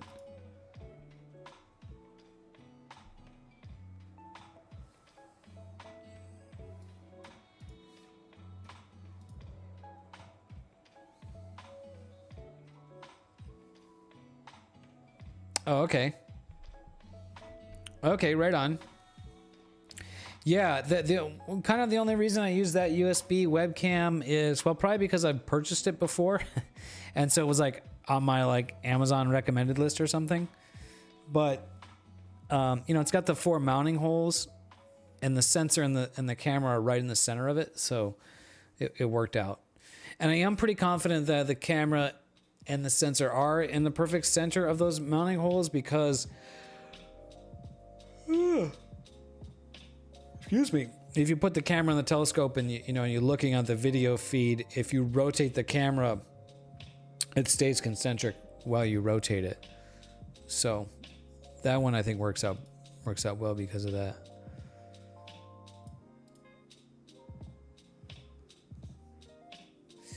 Yeah, I don't know. I guess I don't really know what process steps I took on here before. I think I did desaturate it too. Oh wow, that is just looking very strange. Yeah, I don't really know how I got to it before. I was kind of in the middle of processing this and I saved it and I don't really remember exactly what I did. I probably want to start over. I like this process on it here. I just don't like this diffraction spike going through here. Maybe I can clone stamp it out. This is a JPEG, unfortunately. I didn't save a, but maybe we can clone stamp a JPEG and have it be not, we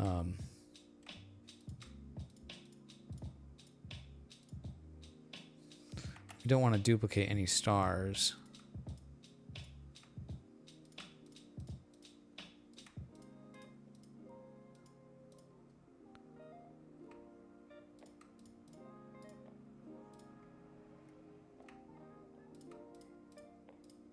Just trying to get rid of this streak through here.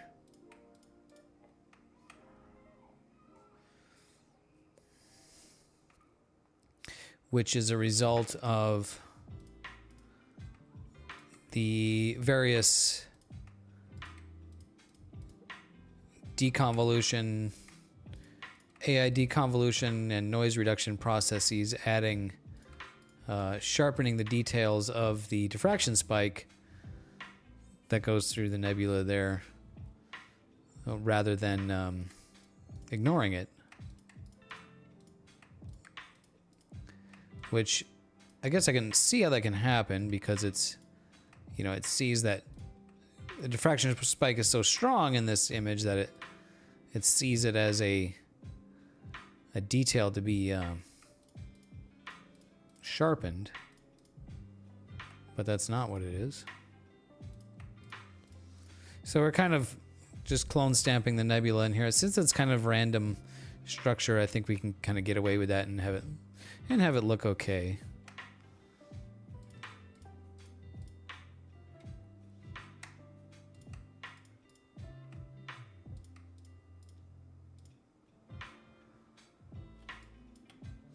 Yeah, like it really just made that look like a piece of nebulous filament,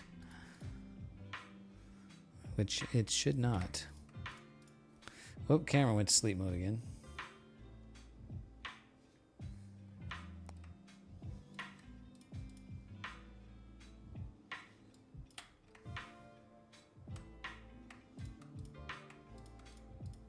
I found out about this technique of using this camera from a YouTuber. Someone made a video, and I watched his video, and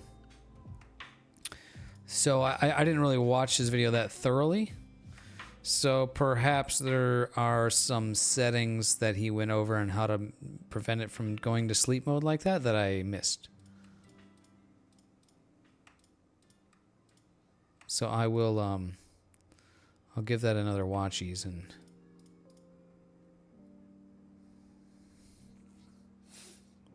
it's getting better.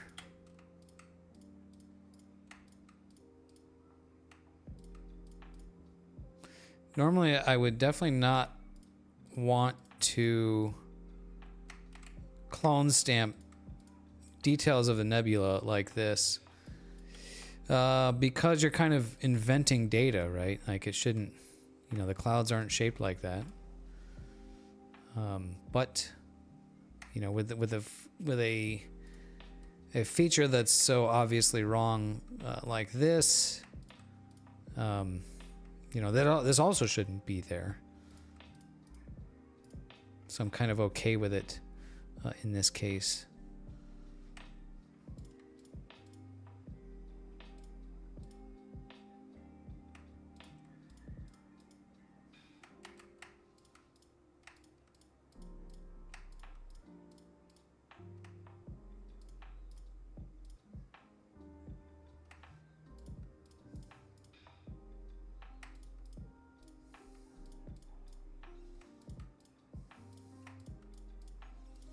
At the very least, I'm making sure not to clone stamp any stars.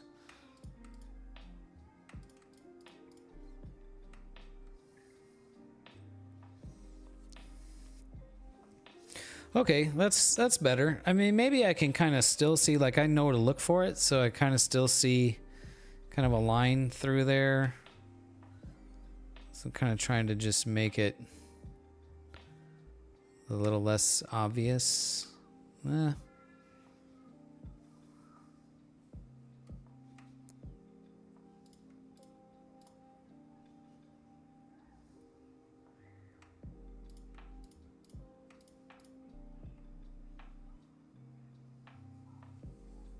Kind of looked like there was like something, like a spacecraft piercing through the cloud there, something like that.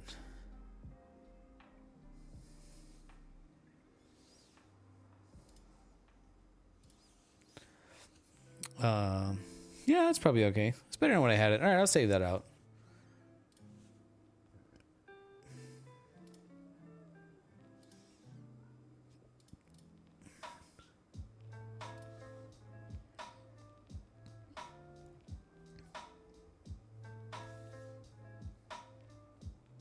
Alrighty.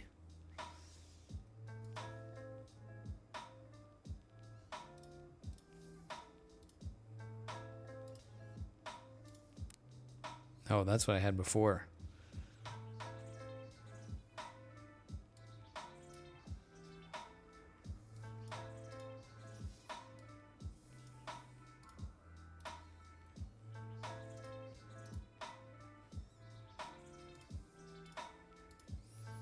Yeah, it's probably better overall.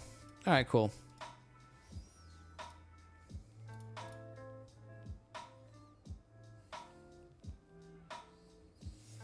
All right, well, I think I'm going to wrap this one up. This stream, that is, anyways. Yeah, and the camera froze just as I said that. All right, well, this was a fun experiment, I guess. Are they going to come back? Camera? Camera? Are you on? Are you going to live? You going to live? That's my other webcam. So I still have that one. I didn't want to... Yeah, it wasn't ready to get rid of. Wasn't ready to get rid of this yet, in case that was still going to be the thing. But yeah. Anyways, yeah, fun stuff. Thanks, you guys, for being here. I think I'm going to end the stream here, and yeah, I'm not sure when I'll be back on. Probably, I don't know if I'll use this camera or not. Yeah, it's cool. I think I definitely like it. It's definitely better than the other webcam. But yeah, me too. I think that yeah, I'm glad we got to the bottom of that. It was definitely with the help of the guys in the community. So yeah, that's good to see. So yeah, yeah, Shifty, if you're still watching, he just sent me a message on Discord. I guess that was a little while ago. Yeah, we got it figured out. So you're... Yeah, we haven't figured out.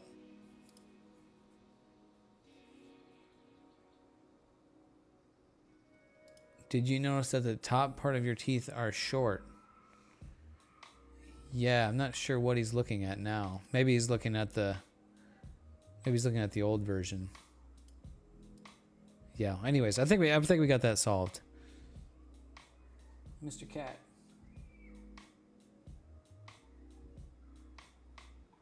I do have some Amazon packages to pick up, and actually I need to see if my other Amazon packages got delivered yet.